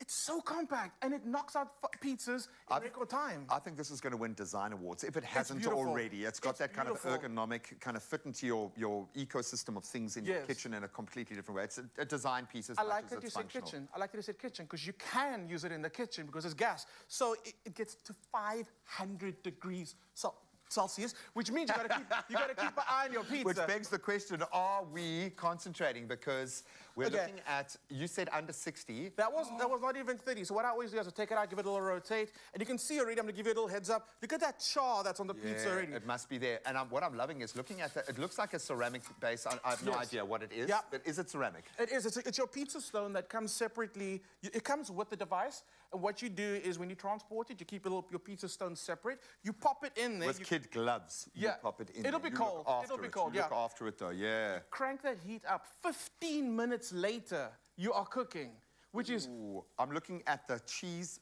bubbling, my friend. And so, again, let's make a pizza. We've got to make a pizza, of course. Okay, so, good. okay. Please don't burn our pizza there because people are going to come for this thing from, I think, next door. People have opened up their offices early so that they can come and have our pizza. It must be. done. It must be done. That's done. Okay, here we go. On wow. to our beautiful... As soon as the pizza comes out, we're going Is there a card with Queen of clubs in there somewhere? No. Is that the card you're thinking They've of? done that. Is that the card you're thinking of? Oh, no, of? wait, it's in one of the unopened muscles. No, it's not. I can't do magic like that. Okay, cool. Let's make a pizza very quickly. So you can use a rolling pin. I like doing it by hand, especially when you've got a good dough, you can do it by hand. Kind of like let the pizza know where you want it to go. Into some flour and some of that semolina. And then we're going to just start moving it out with our hands. The semolina, you're not using flour, you're using the semolina because it is slightly bigger. You mentioned the ball-bearing effect there. Is that the vibe here? Yeah. And it's not going to stick to the pizza and kind of burn as a residue or anything like that, whereas the flour probably would, and that's going to burn very quickly in a heat like that. Another thing about the semolina flour is if it does happen to stick to the pizza, all it's going to do is add amazing texture. It's going to be like a little nutty, little crusty. It's going to crisp up beautiful. Then what I do need is, I'm not making a cheese sauce, I'm using the Willys cheese sauce. So my cheese element is going to be, can you grab me a spoon? I think it's in the drawer at the end. My cheese element is going to be the cheese sauce that I've got on there. Traditionally, with seafood in general, you don't want to use you don't use cheese. You'll often use a white sauce. Use a white sauce. Said, yeah? You'll often see when you make seafood pastas, there's no cheese in it. It's kind of just like a rule, but you can break rules. It gets too funky. It's too funky, man. But a pizza, you need cheese. Yeah, and also it's your pizza, like you said. We're gonna go in with some mixed zucchini. I mean, also, when last did you see patty pans? Ooh. And it makes a great ingredient. Ago. Look at that. And these are lovely, healthy, beautiful, like nutrient-rich ingredients as well. But I have a feeling the flavors are going to land differently when they hit that kind of heat. Yeah. Because you're not going to cook away all of the nutrients. You're just going to, it's going to be high heat, quick, activate the flavors without drawing out or killing any of the love. So you still got that texture, a little bit of char in there. This is olive oil, by the way. I do a little spray of it. And then you go in with your mussels. But again, you spoke about healthy and being nutritious. The one thing about pizzas that I love is that you don't have to be healthy and nutritious. You can make it whatever you like. Want to give it a slide? Can I give it a shot? Please do. So, I have the peel a little bit of your sprinkle semolina on your peel. Okay. And then you're going to just, but you have to be confident, okay? You can't just drop the idea midway. You've got to go all the way, nice slide. Come to me, my friend. Yes. I needed 2 slight takes there. But woo, with one hand. You use one hand. Okay. You can do it, my little friend. You can do it. Be free. It's that easy and literally less than a minute. Okay, the uni is, I've been using it the whole morning. I'm impressed. I'm way impressed. In fact, we're going to try and use it again tomorrow to see what else you can do in it besides pizza. How about some meat? A little bit of meat. A really high heat. Is he giving away? Is he giving away the surprise? I don't know. All I'm saying is this man is the steak master. So I'd like to see if we can involve some meat here, some beautiful red meat. Absolutely amazing. I am a convert. Cook authentic pizzas at your home using the amazing Uni Coda gas pizza oven, inside or outside your home, and you can shop it right now at Woolworths, in-store, online, or on their amazing app. And of course, we've got to add a little extra pizza topping for you. One lucky viewer stands the chance to win an Uni Coda 12-inch pizza oven. and our beautiful peel over here. It could be yours to the value of 11,500 Rand. All you have to do is head on over to Expresso's Facebook, Twitter, or Instagram pages and answer the question. What is the first pizza you will make in your Uni pizza oven? Remember to include hashtag Woolies Home. Yes. So that question again, just so that you get this, what version of pizza would you make at home for yourself? And don't forget that all-important hashtag on your screen and to follow at uni.sa. That competition closes midnight, Friday the 27th of October, 2023 this year, not next year. And those T's and C's can be found on expressoshow.com. Get on it and make your answers good, because I think this might break records for the amount of entries we are going to get. I think you're good to take it out. You're good to take I love you, man. One Thank you last so much. thing, which might be the most important thing, it's self-cleaning. So because of that temperature, it just burns off any residue. You wipe it away and you're good to go. Olé! G. A little bit of olive oil. Just like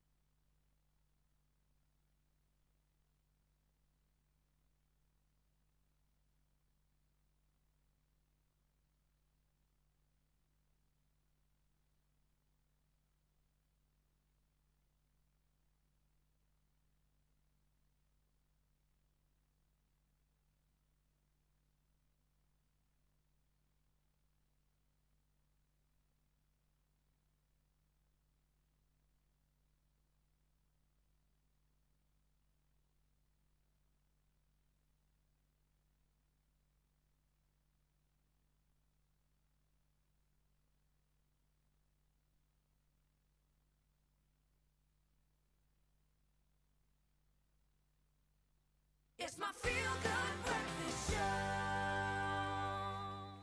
Ooh, this looks good. Smells good. Indeed. That's the Well extra done. love that I put onto it. That's it smells Well so done, amazing. man. Yeah, this is going to be a game changer. And for a round pizza, we need a round table discussion. Yeah, we do, man. Listen, I'm honestly loving how educated I've become around this catfishing and all these imposters and boy. stuff.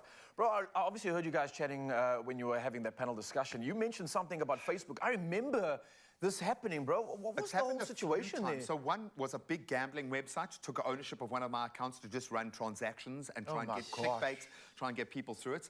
Then an actual individual started impersonating me through information that they got through Marketplace and were able to take my account, and I haven't been able to get it back. So as it stands, on Facebook, I am not connected to any of the 6 platforms that are claiming to be me, which does reinforce the notion that nobody is safe. And I haven't been able to figure it out yet. So be safe out there. Make sure that you're looking at yourself first when it comes to this catfishing space, because I have a feeling it speaks as much to our own What did you learn? self-feelings and inadequacies. Oh, look at this fine gentleman serving us. Thank you, Thank kind you, sir. man. Thank you, Papa Lush. you so much. I think it happens in varying degrees. So I think you can't control other people's behavior, but you can control your own. So think about how you're representing yourself and think about your digital safety, and make sure you keep your friends around you, man, because it really does matter. Monga K is going to be performing on our social platforms in just a moment. Stick around for that. We'll go live on Facebook and YouTube in just a moment. And most importantly, stay safe and see us tomorrow. We love you. Adios. Mwah. Cheers, Yes, cheers, we love cheers. you. Look at it. I finally got muscles. No, it's perfect. That was great, man. Another feel-good production.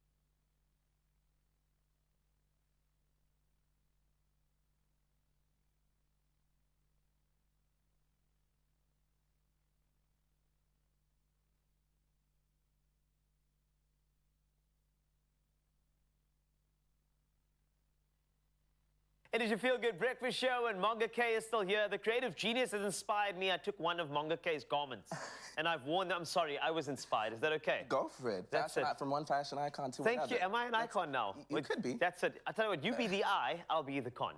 That makes sense. But the thing is, right, Monga, with regard to your music, apparently it's been exported to certain reality TV shows as well. How do you feel about that? I am excited. Love Island USA placed it for 2 minutes, which is a great thing. For 2 minutes? 2 whole minutes. The bag has been secured.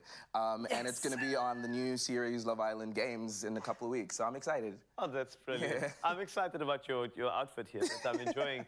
Okay, but what's next for you? I mean, now you got that particular reality TV show. You got so much more to offer. So, Absolutely. you know, any scoops for the future? Absolutely. Well, I just got my second nomination, my second Sama nomination, which is amazing. And I'm hopefully going on tour in Europe next summer. So we're trying to push for that. Yeah. Which countries? We're trying to go global. You know, Germany, France. Well, France got bed bugs. Switzerland. You know, all over Europe. Yes. That's the dream. That's the journey. Lovely. Yeah. Well, I know it's going to be a success. You've been amazing today. So Thank you. I'm looking forward to this next song called Wave. Yes. That's me. Yes. Why is it called that? Well, it's just it's a cheeky love song telling a potential love interest that the man of your dreams is right here in front of you. Oh. So ride that wave with me. Okay, I like that. Yeah. All right. Well, in that case, Wave. Let's go. That's me. And Monga K.